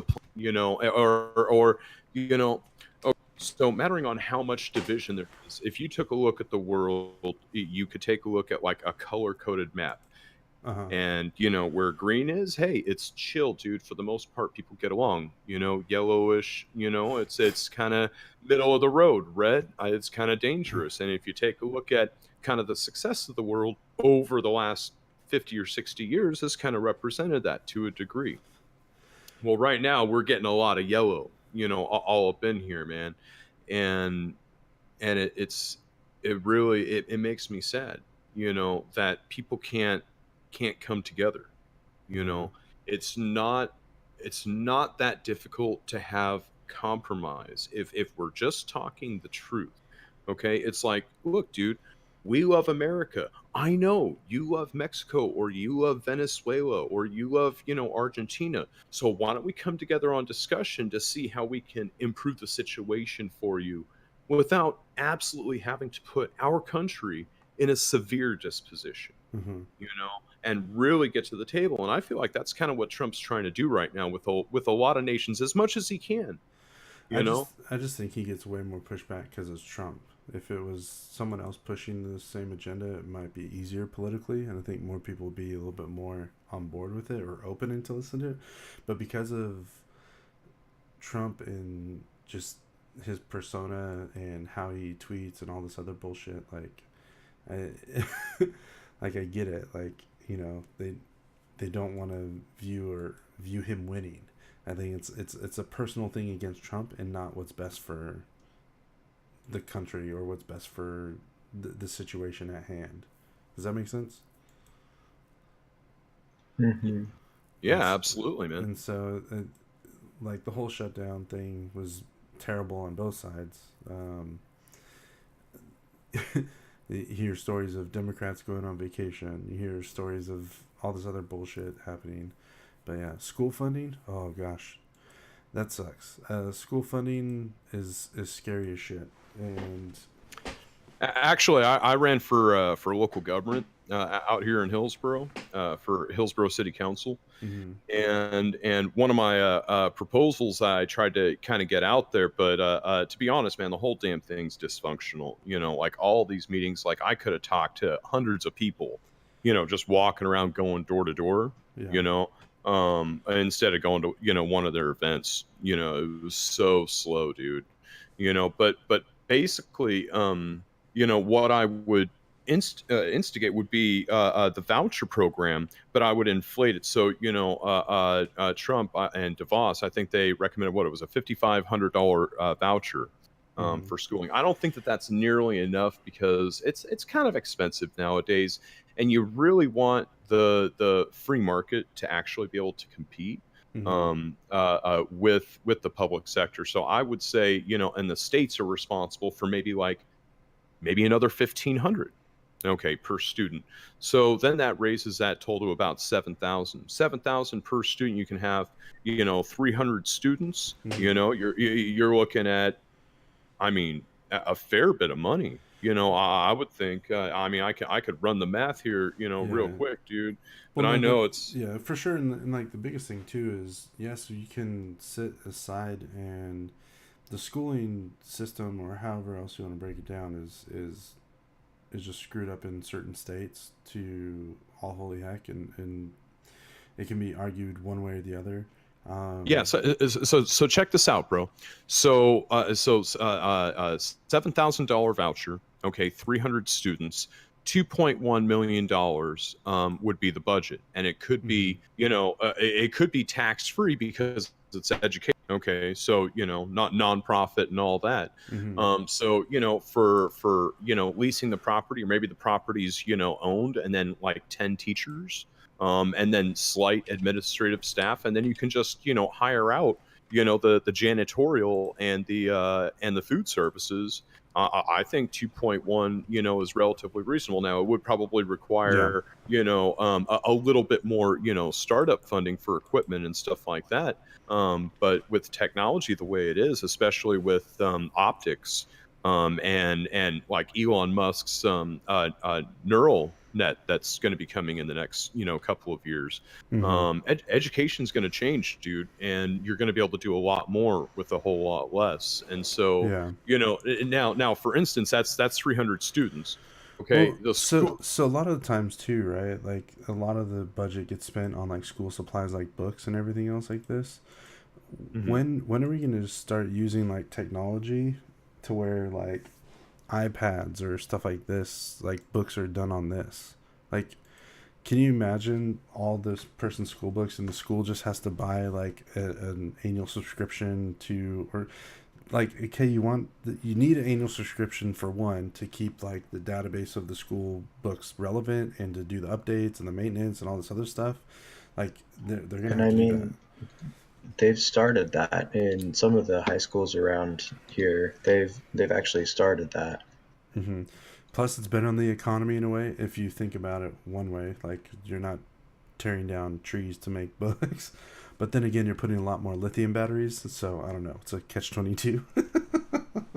Well, I think there always needs to be some Yeah. sort of book market. I just think that should be in the free market and not in education, because we are at the point to where we can really leverage that information and far quicker than we can with books, you know. And Yeah. you know, here's something I know else. we You I know, know we use tablets and stuff in there. I'm just saying, do we use them for books? I have a 4-year-old and a freaking 1.5-year-old, so I don't know what school books and stuff that. It's not an issue for me at this point. So like for me, yes, I don't really care as much as school stuff. All I just want to make sure is that my kid is going to a good school and that she's going to get the attention and everything else that she needs to make sure that she can learn it. I still feel there's a portion of responsibility on my part to make sure that she comes home and learns some of the stuff and some of the general stuff that, you know, that I can help teach her up to a certain point until she learns how to figure out to do this shit on her own, like come high school, because she's on her own if she's on AP English, because I do math better. So it's like don't harp on me with this. Don't make fun of me with this, okay? I'm an idiot when it comes to that. Yes, I know people have access to it, but I just don't know of every school doing that. At least not here in Texas, and definitely in Austin, which is definitely a big thing. Plus, if you want to make another argument, it's better for the kid because they're not having to carry all these big books in their back and hurting their backs. Because I remember that was like a slight thing that they were trying to argue. You need to have these back totes that you track your back in this, so you're not hurting your back at a young age. But I mean, having access to that, like, that wouldn't be too bad. Now, however, the maintenance of that and the other stuff of it, yes, I get that adds to it, but I can't imagine the maintenance on having to replace a tablet here and there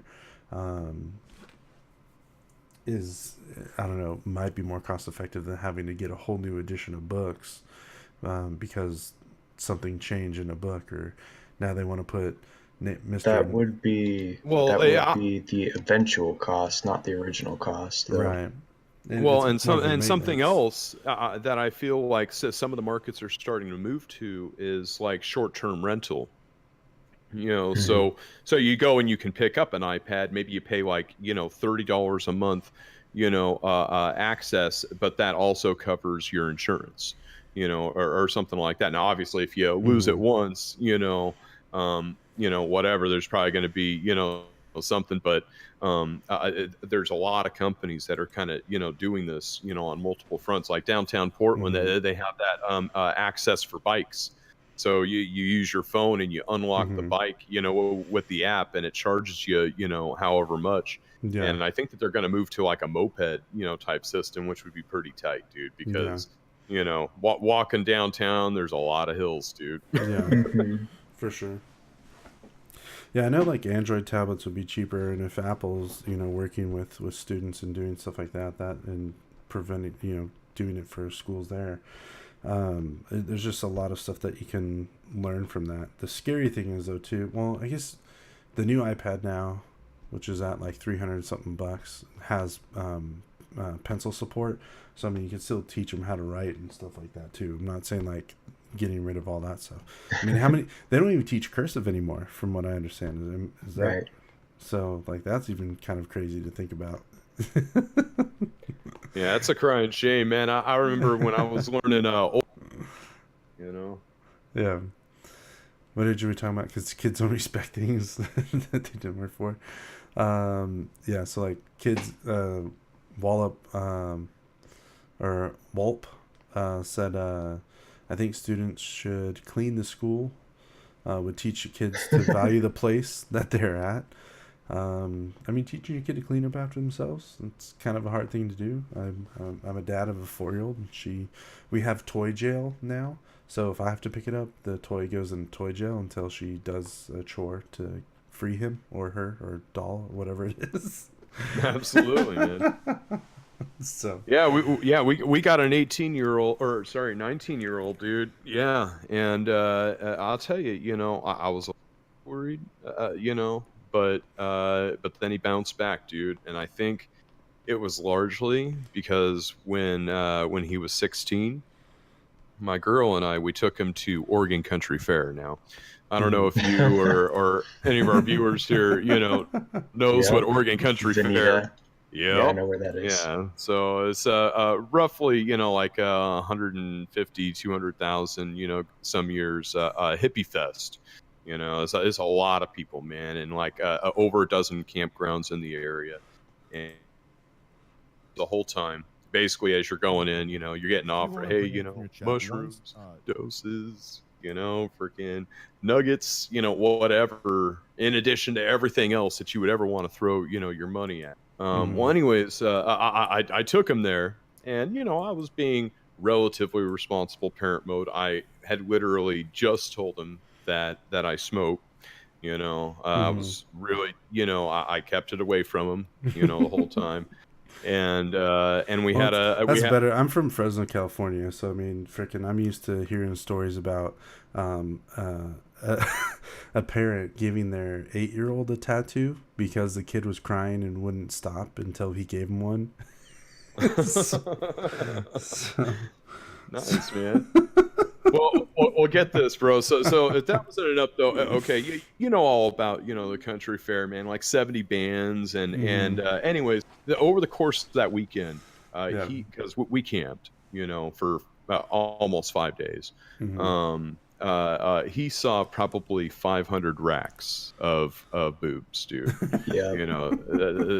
That weekend, because they're like that, and yeah, it was pretty intense. So his maturity level went from like 5'3" to like 6'3", 6'4", which is now how tall he is.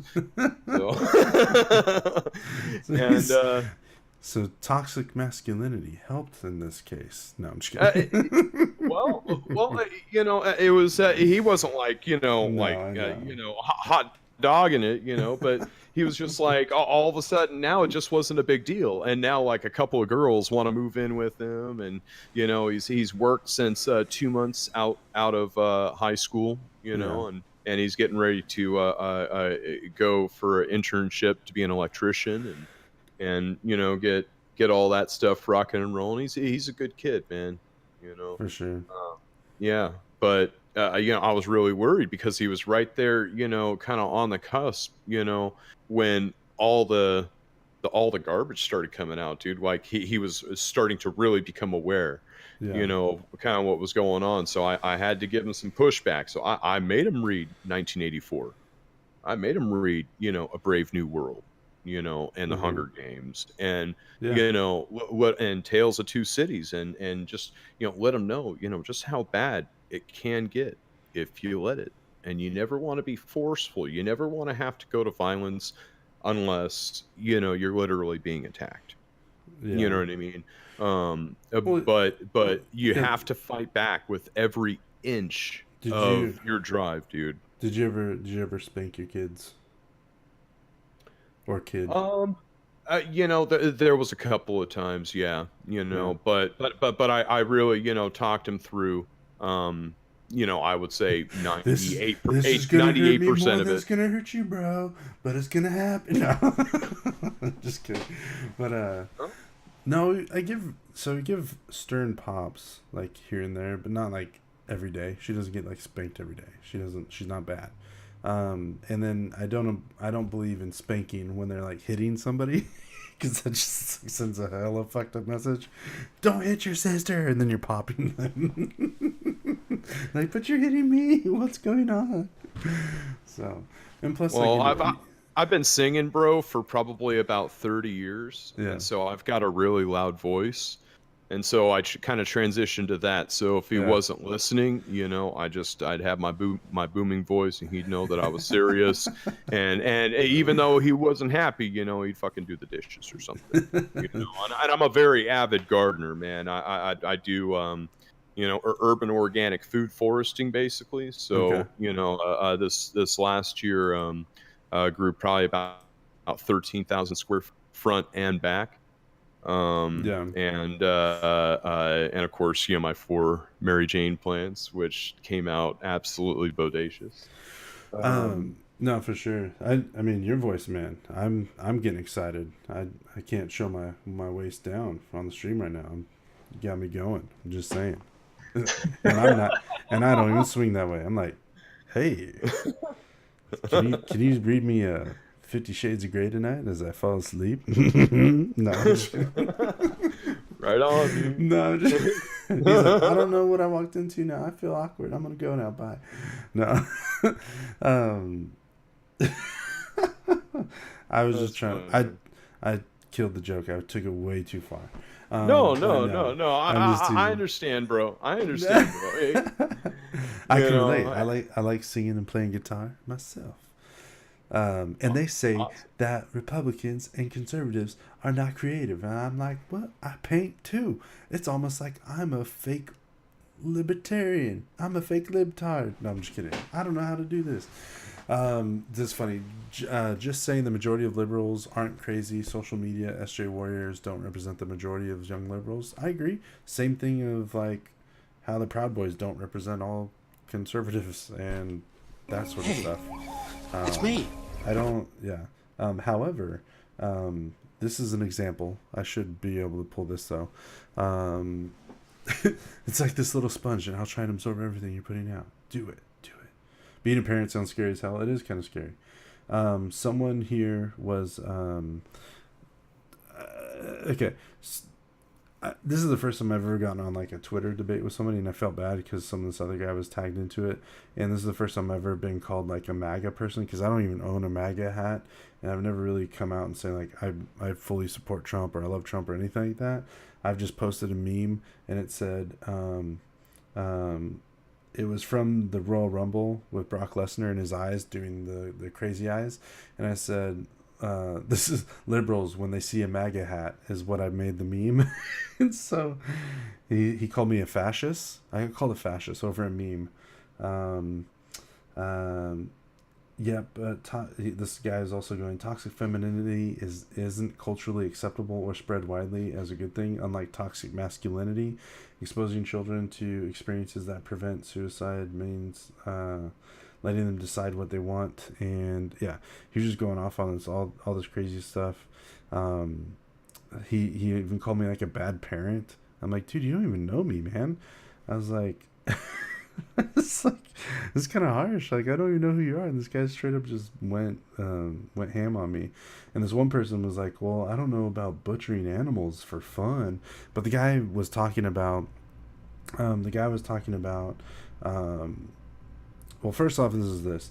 I said, I was talking with someone the other day, and I said, I missed the U.S. after 9/11. I was like, yeah, people seem more patriotic, but everyone ended up joining together to commit hate crimes against someone who looked Middle Eastern. Sad we are creatures of hate, is what I said. So it's kind of true. Like, everyone was like, after 9/11, like, everyone was like, America, fuck yeah, and like, don't fuck with us, and like, they rooted together, but then they unfortunately targeted people of Middle Eastern looking, and that's not good either. so there were some negative sides of that too, and I get that. And then the person's like, yeah, boxing, weightlifting, swimming, sure, but hunting and butchering, let me find what the guy said. He said this. He said, my father took me out to the farm to butcher animals. He said to the farm to butcher animals. And I think what people are reading that is like, oh, he's just butchering animals for fun. I was like, no, what he meant was when you butcher it, you're cutting it for your food. And I replied to go, where do you think your chicken comes from at the supermarket? Think the chicken just like died of natural causes and just fell into a saran wrapper or something? Like, no way, dude.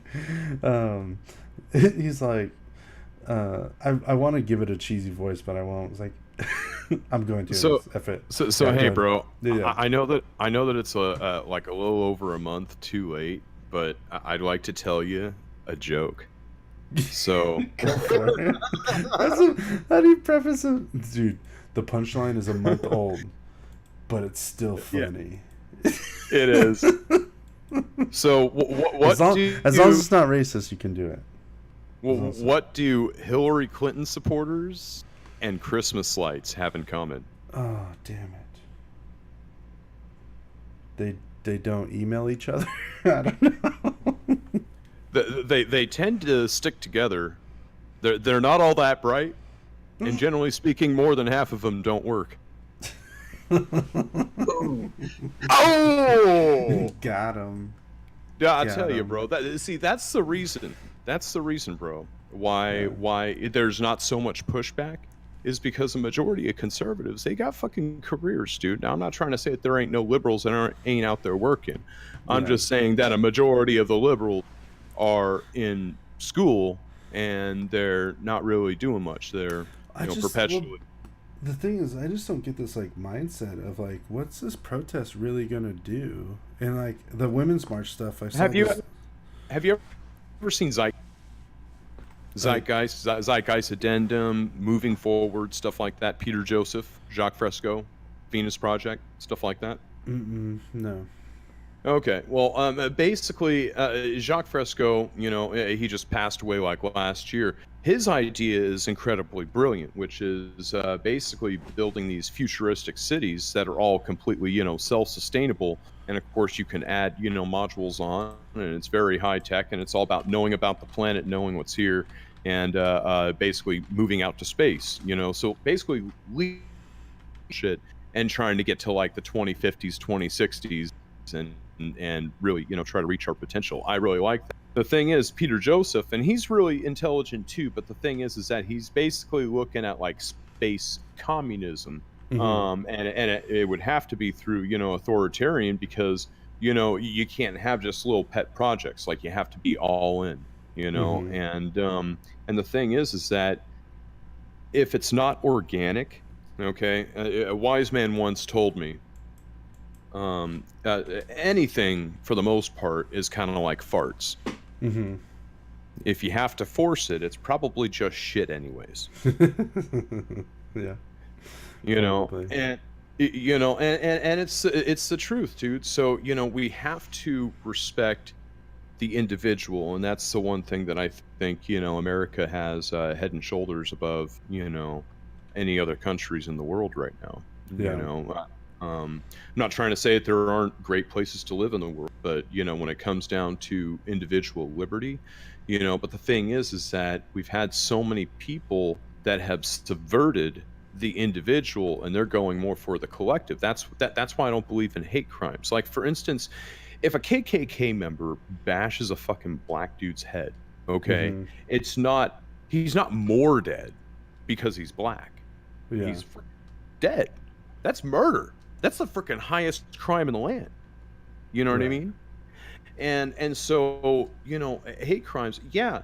But here's the thing, is that it doesn't matter what color they are, even when, no matter what the intent is, it's the action. That's what matters. Okay? But instead they choose to stoke that. Now, I do know what is real. I don't know if you saw, but if you take a look at the FBI statistics, African Americans are responsible for 52% of the homicides in America. Did you know that? Yeah, and the disproportionately, a lot of it, and then like a lot of it's in Chicago and Detroit and stuff like that, and like those inner cities where the Yeah, Chirac. population, yeah. So yeah, I mean, as far as the hate crimes, yes, they are up from 2016. I'm curious to see when Obama was in office, of what, if there were more or anything like that, or if it's changed one way or the other. According to justice.gov, the hate crimes that were brought up, showing their hate crime incidents, there were 7,106 single bias incidents that involved 8,493 victims. The 69 multiple bias incidents involved 335 victims. I'm wondering if they like what qualifies as a hate crime for it. Precisely. Dude, it could be a derogatory meme, that goes viral if you're not in America. We've got at least that much, unless Yeah. it's like labeled with personal information on, like, how to, get to that person, because that's like incitement with intent and all that, I mean, that's a bit different, but Yeah, so yeah, man. there's 58% based on this chart for 2017 was race, ethnicity, and ancestry. 22% religion, 15.9% sexual orientation, 11.7% gender identity, 1.6 disability. Who the fuck's beating up the crippled people, man? Like, what the fuck? That's actually on the rise. It went from 60 last year, or 2016, to 116. That's crazy. Let's see. What's up, Logan Marshall? How you doing? Yeah, I don't go for description of image. No, I want to know what they're considering are these crimes. Let's see. It says FBI recording program services the national reported crime data collected law enforcement. Its primary objective to generate reliable information for use in law enforcement administration. Operation management reported yearly, submitted by the 1,649 law enforcement agencies, up to 5.9% from. Okay, so they got more agencies providing more information. So couldn't that be a reason why there's more reported? Let's see. That's interesting. So has anyone brought that up? Look at this. Reported yearly, the 2017 data submitted by 16,149 law enforcement agencies is up 5.9% from 15,254 agencies in 2016. So if we have more agencies, I'm not trying to debunk this, but if they're trying to say that there's more crimes done in 2016 to 2017, is it that there's more crimes or more of them being reported and recorded? It's a combination of both, always, man. You know, Okay. anything that you can think of, if it's common sense aligned, dude, then yeah, it's another free radical in the equation, always. Yeah. I know handicap includes mentally impaired. I get that. But I was making a terrible joke. I'm not gonna make that joke. Well, but here's the thing, man. This is all that I'm saying is that, you know, and I know hate crime, but you know, if you beat somebody, it doesn't matter if they're gay, it doesn't matter if they're a woman, it doesn't matter, you know, who they are. Okay, it's still assault and battery or murder. Okay, and they just want to break it down to demographics because it turns it into automatic wedge issues. If you wanted to conquer a people, what's the easiest way to do it? Wedge it. That's what they're doing. Divide and conquer. Divide and conquer. Absolutely, man. That's Yeah. all that they want to do, dude. And that's why, you know, we got the media that we do. But luckily, the alt media is on the rise. You know, you take a look right here at Twitch, dude. Look at what we're doing. Look at what many other people are doing. The problem is that McCarthy was freaking real, dude. Okay, when they were talking about, you know, the communists and the socialists and all that, dude, they came in, and what happened is they became, you know, basically the elite, you know, within the collegiate. You know, and then they dispense their freaking propaganda, and of course we got like Scientology that was on the rise too, and that's some crazy stuff too, man. You know, I actually met some of them guys, you know, downtown. They had a clear station, dude, and they had that little machine, you know, that you hold on to, and like they detect your theta readings, and they said you don't have that many aberrations in your mind. You're actually almost a clear, and I'm like, yeah. That's a compliment. I'll take that. Sure, I'll buy Dianetics from you, but hey, no promises. Yeah, and I never went back. But hey, I'll tell you what, man, it kept me occupied on that toilet for a good couple of weeks. Yeah. Time Walker. What do you mean? Like we're misrepresenting how, or misinterpreting the way you read the crime reports? You want to burn it even knowing he's communist? I don't know. Over Hillary, yeah, I would have probably wanted him if you're to put them in a room. Who would I want to see survive? Easiest way to look is look at two crimes. I guess. I mean, yes, you can look at each individual thing. Like each crime and each thing has probably an individual story tied to it. But those two crimes are almost always reported. Yeah. Like I'm not here trying to argue one side or the other. I don't believe in hate speech. Do I believe that people say stupid things? Yes. Do I believe that they should be able to say those stupid things? Yes. As much as it looks like when you deplatform somebody, you're now legitimizing what they're saying, where people are going to be like, well, what is he saying? Maybe, well, why did they deplatform him? Why did they mute him if he didn't say anything wrong?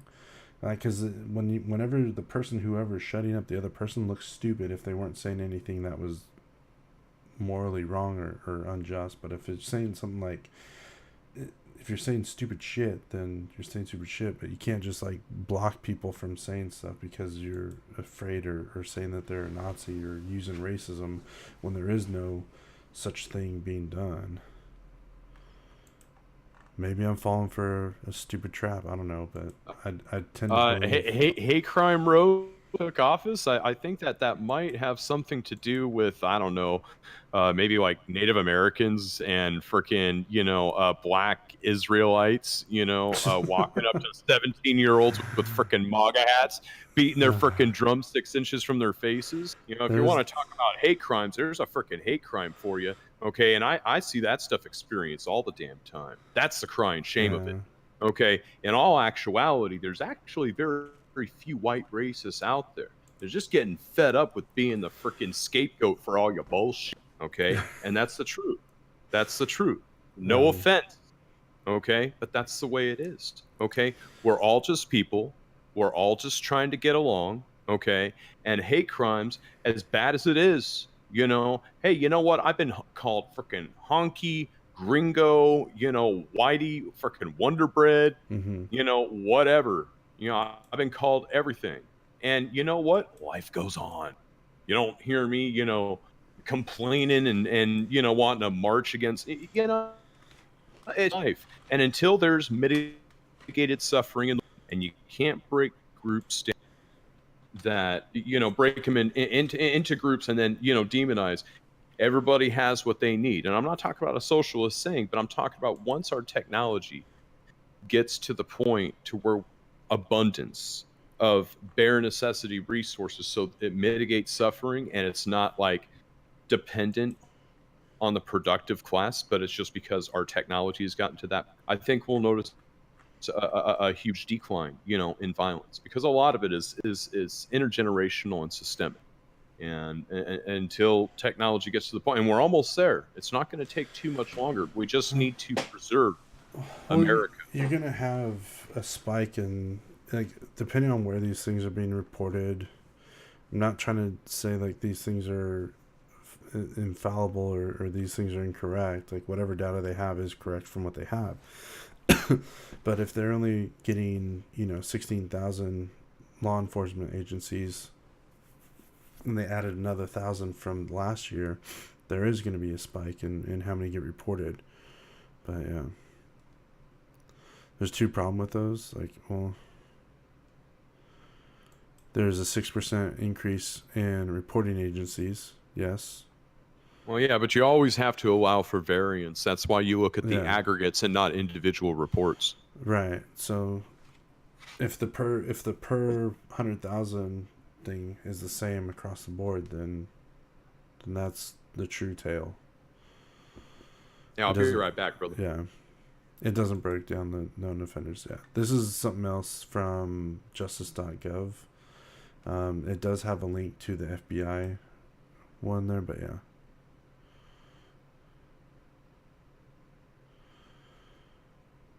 Yeah. You do the research. You took the one at face value from the 90s.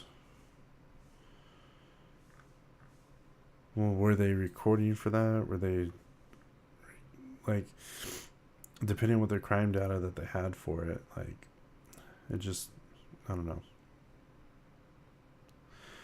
Yeah, man. Thanks, Time Walker. Make sure you come check it out again. We'll be talking some more bullshit, I guess. This has gotten way more in depth than I usually. It's me. Thanks for the follow, man. I appreciate it. I'm super tired and I have to watch my kids tomorrow and I have my day off. That's why I'm streaming tonight. I tend to lean more on the conservative side, just so you know where I'm coming from with it. I don't want to, full on tell people that I don't want to tell people you know, that they're dumb or their opinion doesn't matter. I'm not knowing all things. I'm happy to learn and research stuff. If I don't know it, I'm not gonna say and sit here and act like I do.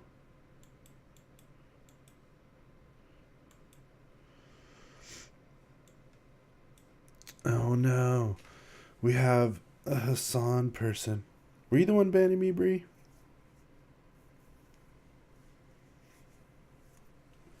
Just kidding. Yeah.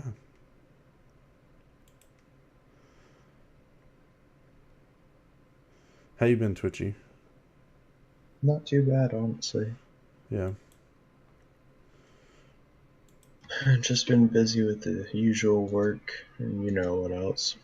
Yeah. What they're saying, well, that's the problem. But hey, brother, man. This isn't a I matter just of wanted you to whose know right or whose that wrong. of course I followed you there, and What's up? I'm also streaming right now. I'm just getting going though, dude. Yeah, I yeah. got like freaking 30 followers or some crap. But you know, if you want to take a look at my channel, see my background, dude. Heck I yeah, got dude. some light. I got some lights going, so it's kind of psychedelic. That's what it's all about, dude. You know, I got my anonymous mask, you know, up here, and yeah, you know, I like colors, man. I even have some lasers, but I'm not doing them right. Yeah. You know, like a lot of the stuff that I like to do. I'm just starting to get into the political commentary stuff. It's just I have social anxiety, Yeah. and so I'm hoping that this kind of helps to defeat it. You know. And Well, so especially far with it doesn't seem like you have too much of it. I fake with the best of them, bro.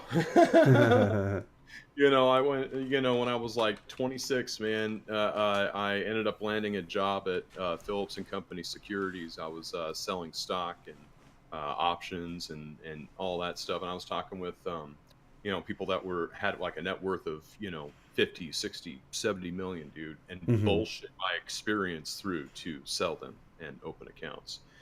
And but you know, it takes a lot, dude, you know, to do that, you know. So I wanted to pull away from that. I've been in economics for a long time, man. It is not an industry that, I mean, if you want to make money, yeah, you Yeah. know. But if you want to be yourself, I mean, you got to really like the game, and if you really like the game, you're going to be part of the problem eventually. You know, that's what I found. You know, because when they Mhm. were telling me to sell, you know, UTX, you know, United Technologies, you know, which was you know, military arms, which I'm not against the military. It's just, man, you know, I hate having to prop up those industries, you know, and you know, that's what they wanted me to push. That obviously Starbucks, you know, why? Because they wanted to extend the reach of the soy boy, you know, and it's the truth, bro. we can't make fun of soy boys. That's not good. They have soy boys have feelings too. Oh, man. No. Well, it's Um, like, dude, I see these dudes, okay, and it's like they could be different sizes, you know, they could be taller, shorter, you know, pudgy, skinny, whatever. But if they have those really thick, dark brimmed glasses, you know, that I swear that's almost a dead giveaway, dude. I'm mhm. telling you, it's like systematic. You know, walk up, just go, Trump, and see Dude. what happens, bro. What was funny, I was like going I was like asking some of my coworkers at my other job. I work 2 jobs right now in this, and then yeah, it just sucks. But yeah, so my second job, which I don't really care about, and I just joke around, and I've been starting to get in like too much stuff, political debates there. So I'm gonna end up probably like a meme pretty soon because I'm also in Austin. But yeah, yeah, I know freaking the CEO of gosh dang it, Howard Schultz. He's running for president as a centrist, dude. If there's Well, did he actually? I thought he said he was toying around with the idea. Did he actually say that he wanted to go ahead and hook that up? I mean, hell, dude, freaking, you know how many freaking soy latte drinking people will vote for him just because he's Starbucks, and they're just gonna be like, Yeah. dude, Starbucks. It'd be so funny. I Honestly, I thought it was going to be rock, dude. From an economic standpoint, like he's obviously ran a really good successful business and being able to charge you an exorbitant amount for something that's super cheap. So I don't know what he's going to do for our economy if he's going to apply the same principles. But I mean, 50 cents for whatever it costs for the coffee, and then all of a sudden charge you $5 for it. Well, this is all I know, bro, is, Starbucks was the first to basically have social justice, inside of their, cafes. Well, so the one and time they closed was, I used to work at Starbucks. Go figure. The one time they closed was because Howard Schultz went into a Starbucks and the person wouldn't remake the drink for him after they messed it up, and so we ended up closing the stores to go through like how to be customer service. Like if somebody messed up a drink, we would make it over for them, even if they drank all of it. Like no problem, That's we'll make you good. another one. So That's like good, so they dude. went over that, and so like his values and stuff like that, I get that, and the Starbucks incident, like that whole thing came out to be a bunch of other stuff too. I don't know what to believe from there. It's a bad PR thing, and then trying to get rid of the straws, which in turn are riddled in plastic and doesn't. Yeah. And so I'm like, you guys are. It doesn't make any difference at this point. Well, just make biodegradable straws, which they do exist. Yeah. You could do that, but also something else is, you remember how he said that he was going to hire like 30,000 migrants. Mm-hmm. And here's the thing, dude, is that there's plenty of people that are sovereign that could really use those jobs, because those baristas, believe it or not, as you know, Mm-hmm. especially if it's a busy one, you make some freaking bank, dude. Because this is how I look at it, and I drink plenty, bro. Mhm. Not Starbucks. I go to Dutch Brothers. Fucking hate Starbucks. Dude, I love Dutch Bros. Dutch Yeah. Brothers is the bomb.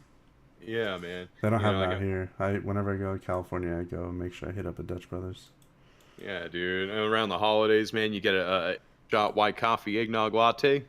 Man, that shit's freaking yeah, dude. You going all night on one cup of coffee, dude. That shit gets like half full. You just heat up some water, put that back in there, stir it up. It's like you got a whole new fresh cup, man. It's great. You're rocking and rolling all freaking night long. But yeah, man. They make good money. Yeah. Like I got some friends that work over at the one closest to my house. And yeah, on a busy day, they'll be making $23, $24 an hour. Uh-huh. Because I look at it as, hey, if I can afford $5, $6 for a cup of coffee, I can afford $1 tip. And a lot of people think that way, and that's good that people think that way. Because that's really, that's the extent, really, of a lot of the service-driven economy, is that it's a lot of this, replicated stuff. And there's good restaurants and stuff like that too. But they're really incorporating the gratuity in, pretty intensely, which I agree with. Just not Mhm. on bad service, but generally speaking, if there's bad service, they're going to do something about it. Well, even with bad service, like I'll still tip, but I make sure that they know that I didn't enjoy the service they gave. It's Yeah. good to take the high ground, man. Yeah, because there's times where it's not necessarily the actual server's fault, and they're the ones who kind of get dicked in certain situations. But yeah, freaking that's funny if he does run for presidency. That'd be Well, I hope he hilarious. does. I do feel like it could be a bad thing for Trump, because now there's another viable candidate, to siphon off from the left. Well, it's not only viable. I think it's just the trendy, like the same reason that I think Alexia Cortez got God damn it, I was AOC. I just call her AOC. Ocasio-Cortez. Yeah. Yeah. So like, it was like they got caught up in the whirlwind. Like, yes, she's so cool. Like, I'm just gonna vote for her. I'm like, what? You want to tax us 70%? What the hell? So, it's like, yeah, if you make 10 million, you should be penalized for that. Boom, got him. But yeah, like the only thing that's proven whenever they have a high tax rate like that is more people dodge taxes or what's gonna stop The Rock from claiming that he lives in Canada now and all his proceeds and funds are coming through there? You know what I mean? Like, Well, speaking of The Rock, dude, that's what I thought was going to happen, dude. I thought that the Rock, Dwayne Johnson, was going to frickin' run with Kid Rock, dude. That shit might still happen because they were kind of floating the idea. They might just want to try to get that pin early, you know. I think that would be funny as shit, man. Because he's kind of center left. Dwayne Johnson is, Yeah. and then Kid Rock is like center right with some more further right, you know, values. Oh, It yeah. could be a good balance, but you know, have I seen enough interviews, you know, with either one of them? Probably not. I'd really like to know where they stand, and so I'd like to hear them speak. But remember, you know, I mean, they're entertainers, both of them. Mhm. So is Trump, you know. So it could be a good thing. I mean, you know, we just have to see. But all that I know is that really any deviation from Trump's plan, you know, kind of leads to, you know, not good things for America. And I know that we want to make more bridges in the world, you know, than burning them. But sometimes you need to burn them. You know, you be like, no, dude, you know, you guys are screwed up. I ain't Mhm. freaking, I ain't feeding you any more money. You're gonna freaking tango with our rules. In fact, if I was president, I'd be like, you ain't getting a penny until you bring an American Constitution and we have an embassy there to help you administer that shit. Mhm. Otherwise, you ain't getting a fucking penny. I'd be completely hard nosed about Yeah. it.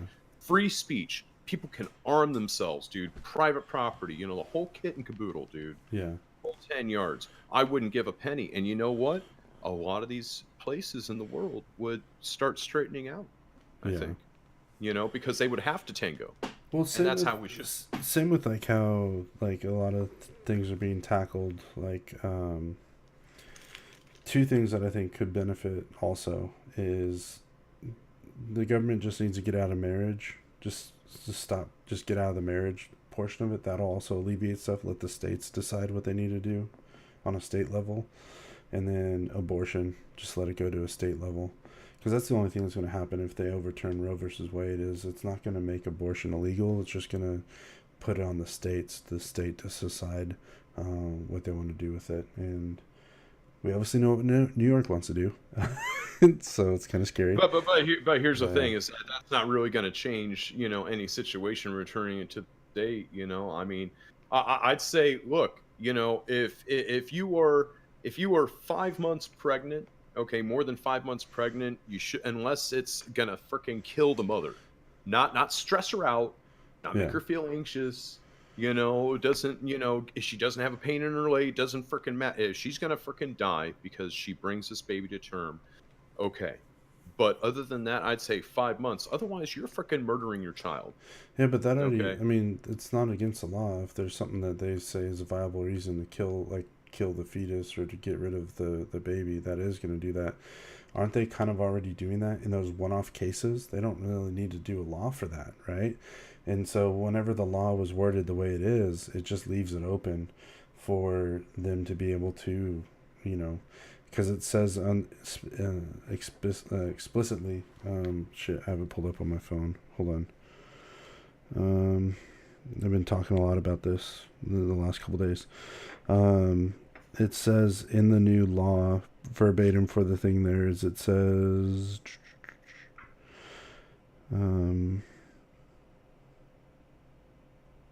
hold on, a healthcare practitioner, licensor, or authorized under the Title A. No, that's not the line there. The patient. Sorry, I'm tired. I'm having trouble seeing this. 24 weeks from oh my gosh, commencement of the pregnancy, or till absence of fetal viability, or the abortion is necessary to patient's life or health. So it doesn't specify like physical health, doesn't specify Exactly. So the health could be financial mental health health, or anything. mental health. Yeah. It just leaves it open for that. And I'm not saying that there's going to be a huge influx of people doing that. I don't agree that it's probably going to happen there with the percentage of how many happen after 24 weeks right now anyways. And the only reason the percentage is so low as it is because in most states it's not legal to go past 24 weeks or something like that Yeah. in some states. Well, So at the end of the day, man, it comes down to this: is it's got to be, like it's there's got to be a serious case that the mother's life is at risk, not her mental health, not this, that, or the other. Okay, you got to preserve the life that is already there. We have contraception. Okay, we have early term abortion. All it takes is a pill, and it disintegrates in there. It's not that hard. I would say, if somebody takes it all the way, to like, 8-9 month birth, and they're just deciding to abort it because they're stressed out, yeah, dude, I'd be authoritarian. I'd be like, okay, well, let's go ahead and tie your tubes in, yeah. okay? And Because you ain't doing that to another life again. You're either Yeah. going to have this child, give it up for abortion, or okay, adoption. you or mean? or you're I not think going to get your you mean opportunity. adoption, You want right? kids in the future? You go ahead and adopt because Yeah. you're a fucking murderer. I'm sorry. Yeah. I'm sorry. I believe, and I don't think this is like an implanted memory or anything, but I remember when I was in my mother's womb, and Well, they say like the babies react to music and stuff like that. Like they're we may not be able to have access to those memories or something like that because it probably coming out of the womb is so traumatic. You know what I mean? Like our bodies and our minds, whenever we go through traumatic experiences, we tend to block them out or go to another place, like most people say. I'm not saying this is science; it's just an opinion. But how crazy it is to come out of a freaking vagina. The first thing you see, like, wouldn't that be a traumatic experience if that's your first experience that you're trying to remember? I would kind of compare it to a stinky tube, water slide. Honestly, Yeah. very short water slide. Yeah. Yeah. Oh man. So Yeah, and do you, yeah. question, do you think it was okay for the baker to refuse service based on sexual orientation? Sexual orientation? No, that's explicitly in the law. If he's referring to the baker that refused to make a cake for a gay wedding, and it was a Christian bakery and it was known as a Christian bakery, I think it's kind of like a loaded gun. If that story was they went and sought out to see how many people would actually tell them no. They finally find the one that tells them no, and they're like, okay, well, this is a bad baker. Like, okay, well, if that's the case, then find another bakery.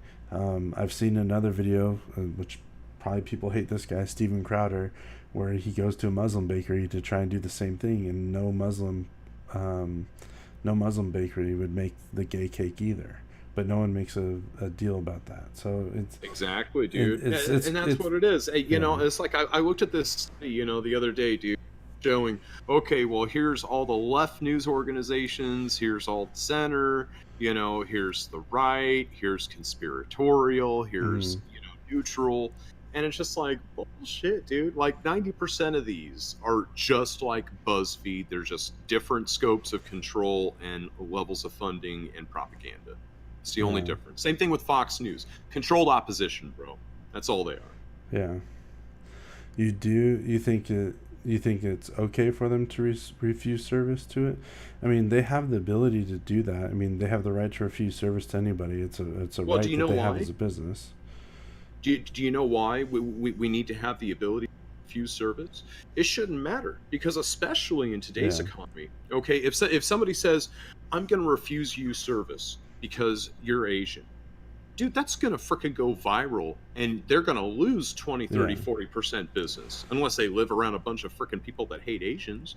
They'll probably, but you know what? That's the free market in motion, and you have to allow people to do that. You need to allow people to be bigoted and let that shit translate, into the free market, and let that determine, the fate. We don't need the nanny state, to make laws to punish people monetarily and Mm-hmm. ethically and try to, social engineer society.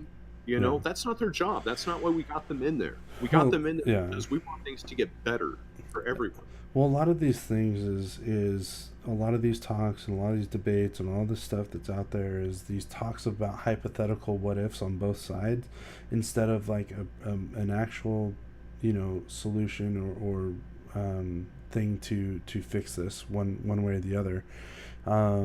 It's like, well, what about this? And it's like another hypothetical. I'm like, okay, yes, shit can happen, but like if we don't try to be better, we don't try and do something different, or we try and prevent the bad thing from happening, then what does it matter at that point? Okay, here's an idea for you, bro. How about a company goes out there and they hook up drums, and basically when you drum, it charges a power unit, dude. So you just be like, just freaking, like 10, 20, 30 pounds of pressure, each hit. Yeah. Just boom, boom, boom, boom, boom, boom. I mean, who knows, dude? Who knows what the future is? I personally feel like it's with solar. I pay attention to Elon Musk, and that guy, he is literally a contemporary Tesla, to a degree. Yeah. And I really think that if you follow his stuff, he's definitely got a good idea where we're going if our society decides to move in that direction. But we're not going to be able to afford to put in the kind of infrastructure that he believes is possible unless we get a control on immigration and responsibility and benefit reform and bring good jobs in. So then when people do work, they're making far better money. So then we can bring back the family. Maybe, maybe the wife only needs to work, 10 or 12 hours a week to kind of, make everything, save money and all that. Yeah. We can do it. Well, Bree, you're saying like no. Well, let's see. Uncle Duck Gaming. The government allows the healthcare. If the government allows killing and birth, and gets complete healthcare control, the next step is controlling who gets to have children and who doesn't. I don't know. I don't know if it's that extreme, but I just. If what's funny is like people like, oh, we don't want you guys in our reproductive rights, but then we want laws to help let us do this. I'm like, well, that's not really the same thing. It's like you're contradicting what you're saying in a sense there. And then Bree says religious people use the same excuse to stop interracial marriage.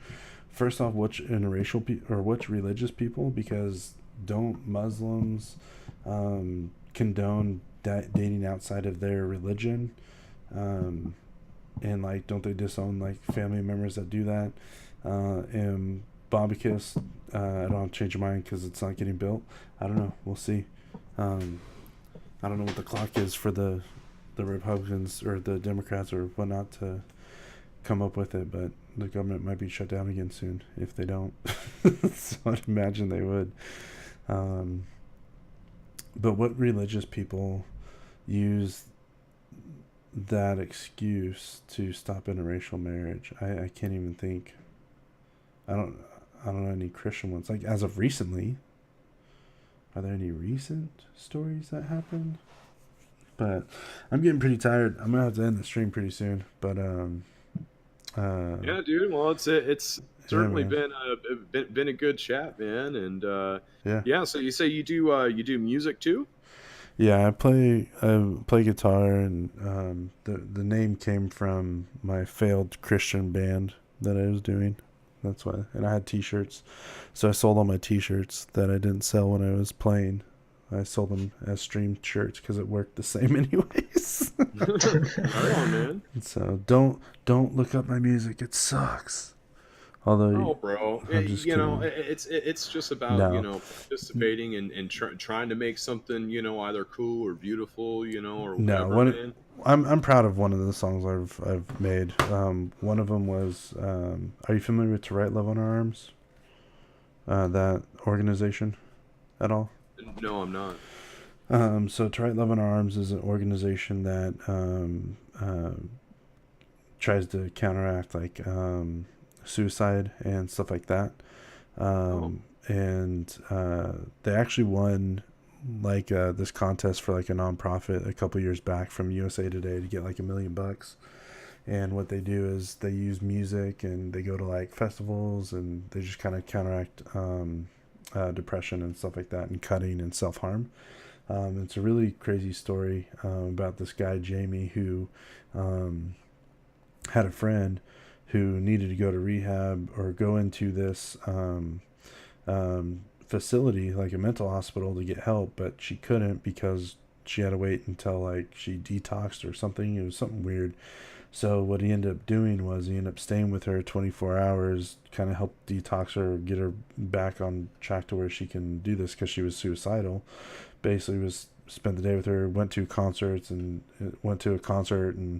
you know, just hung out with her and whatnot, and then dropped her off at the facility. And now like she's like the face of this organization, plus like Jamie's like done a lot of stuff with it. So I wrote the song basically inspired by that organization called To Write Love in Our Arms. And the chorus goes, if love is a movement, then why are we standing still?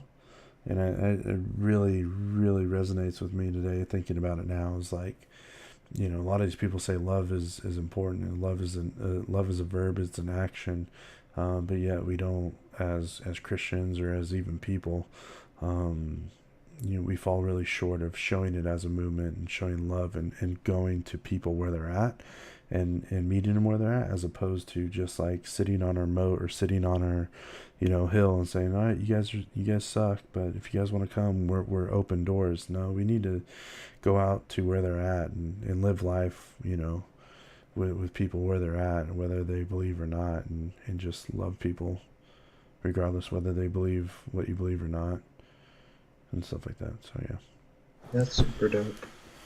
so yeah. But you listen to the song and you're like, that's Ferris? He's lying. That doesn't even sound like him. So yeah. Missed some comments here. So it said, not recently, but back in the day. Oh yeah, like, I think that's stupid as shit. This is gonna be bad.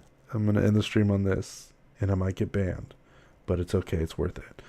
So, so I'm just kidding. I won't get banned. But for Christmas, my daughter, like I said, she's 4. She wanted a Baby Alive, and so I was thinking, I'm doing the great thing as a dad. I'm like, hey, I'm gonna get. And she wanted a Baby Alive. Well, she pointed out the black baby. I'm like, yes, I'm doing parenting right, because she doesn't see race. She doesn't say like, Dad, I want that black baby. She said, I want that baby. And I was like, yes, I'm gonna get her the black baby. Christmas comes around, she gets that black Baby Alive, and now I'm like thinking, man, I'm such a good dad. She loves this baby, and she doesn't even see the color. And then I'm like thinking, crap, did I just send her the wrong message? Because I just showed her you can buy black people. Oh, brown sugar, why you taste so good? I'm just kidding, dude.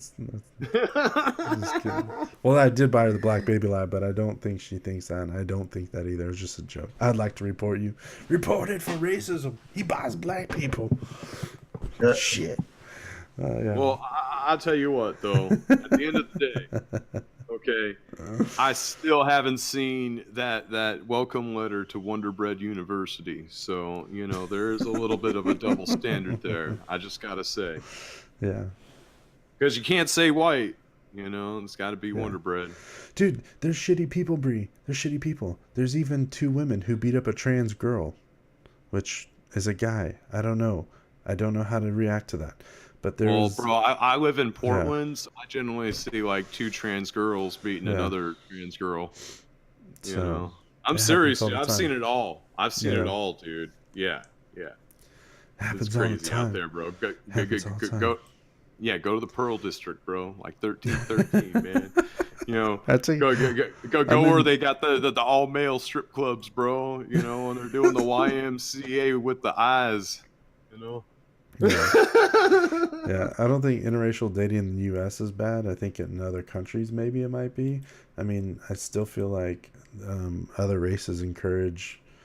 I feel like they don't encourage them to date white people. I don't think that that's a preference at this point. That's not racism. It's a preference in most cases. In most cases, it's a preference. Like, I'm more attracted to this person, or I'm more attracted to this person.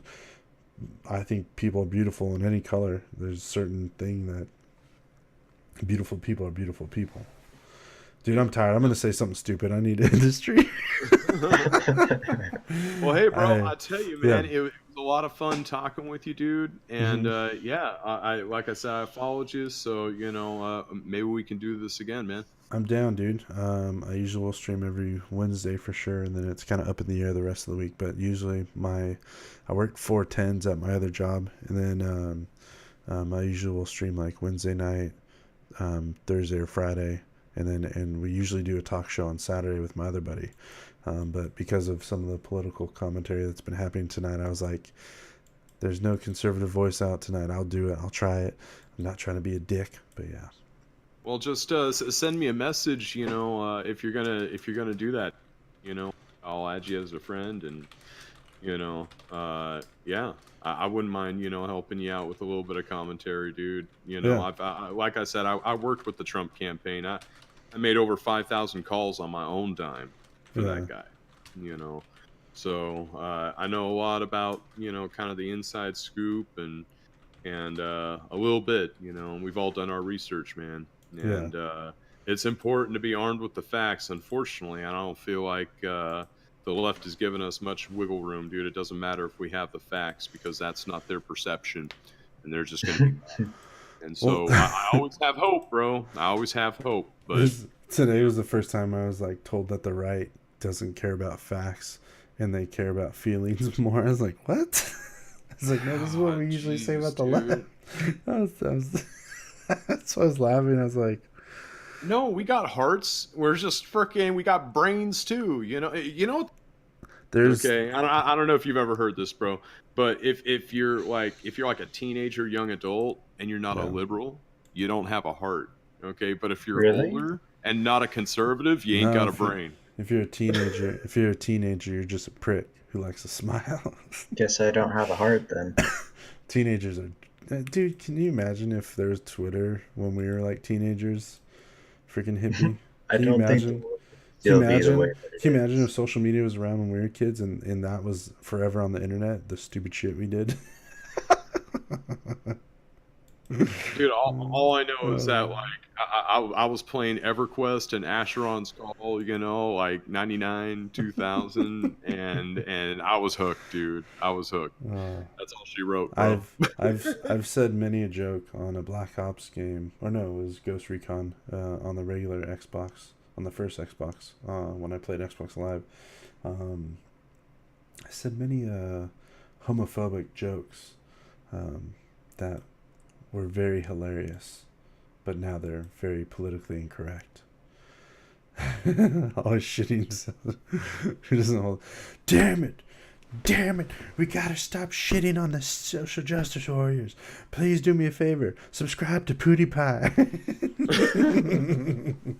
If you learn nothing on the stream, subscribe to PewDiePie, because we can't let T-Series win. I'm just kidding. Typical gamer, bro. Typical gamer. Twitter would have been all dick jokes, probably. Well, think of Napster. Still are in some corners. It's true. Just look up dick, and then you'll find it. And then make sure you're not on a moderate search or something. I don't know what it is. I'm not going to tell you guys how to look up dicks. Yeah, dude, I don't have the balls to do that, dude. I'm here for the quick bit. Moondoggy, that shit's being monitored. I'll start getting ads on all my different platforms because I put that one search in, dude. Just don't say any transphobic stuff. You'll get banned. Well, I don't even know what Destiny said. Destiny got banned off of Twitter, and he still doesn't know. At least I still haven't been able to come across what he said. I don't know if he was on Twitter around the same time as the that guy who was abusing. Not sorry. If I say it this way and it gets back to Destiny, the guy who allegedly hit his wife on stream, but he also was being verbally assaulted and somewhat physically assaulted as well, where both of them were assaulting each other on stream. That's how Destiny would have me say it, I think. I'm still waiting to hear some facts or is that portion over? I'm sorry, dude. I'm so freaking tired. I don't know what facts you want me to give right now. Other than I can encourage you to watch the VOD and I'm like hitting a wall like no other. Right. Okay, No, they're if good. if anybody wants facts, watch the movie Thrive on YouTube, dude. That's an eye opener. I met Foster Gamble, dude. He's the director and producer. I met him down in Tucson, Arizona. And, he's part of the freaking the whole Gamble situation, man. But yeah, a lot of truth in this movie. So if Yeah. anybody wants some juicy content, So apparently Destiny got banned on Twitter for posting a burning cross on a black conservative's Twitter. God damn it. Well, that'll do it. that's a little edgy. That'll do It's a it. little edgy. You could But- go a lot further with that if you really wanted to. I guess. Then again, should have let it happen anyways. I'm just saying. No, I don't know. I just don't believe in deplatforming people, and if you do that, you create echo chambers, and it's dangerous too. And so it's just whatever. Guys, thank you so much for tuning in tonight. Are you gonna be streaming for a little bit more? Hippie. I was thinking about it, man. Yeah, if you want to stream a little more, I'll just host you, and whoever's in here, if you want to check him out, feel free to watch his stuff. I'm gonna head on out. I'm gonna leave the Discord for a minute, and I'll be back. So I'm gonna mute it. I'll be right back. Thanks, man. Go check him out. He was the one who was with me. I don't fully know what he says all the time, so don't quote me on everything he says or anything like that. Just a guy who came in the stream tonight and wanted to have a talk, and turns out we had a little bit more in common than you might have known with someone who is with the name like a mad hippie. So if you guys make sure you guys follow the stream, I really appreciate it. You guys have a wonderful night.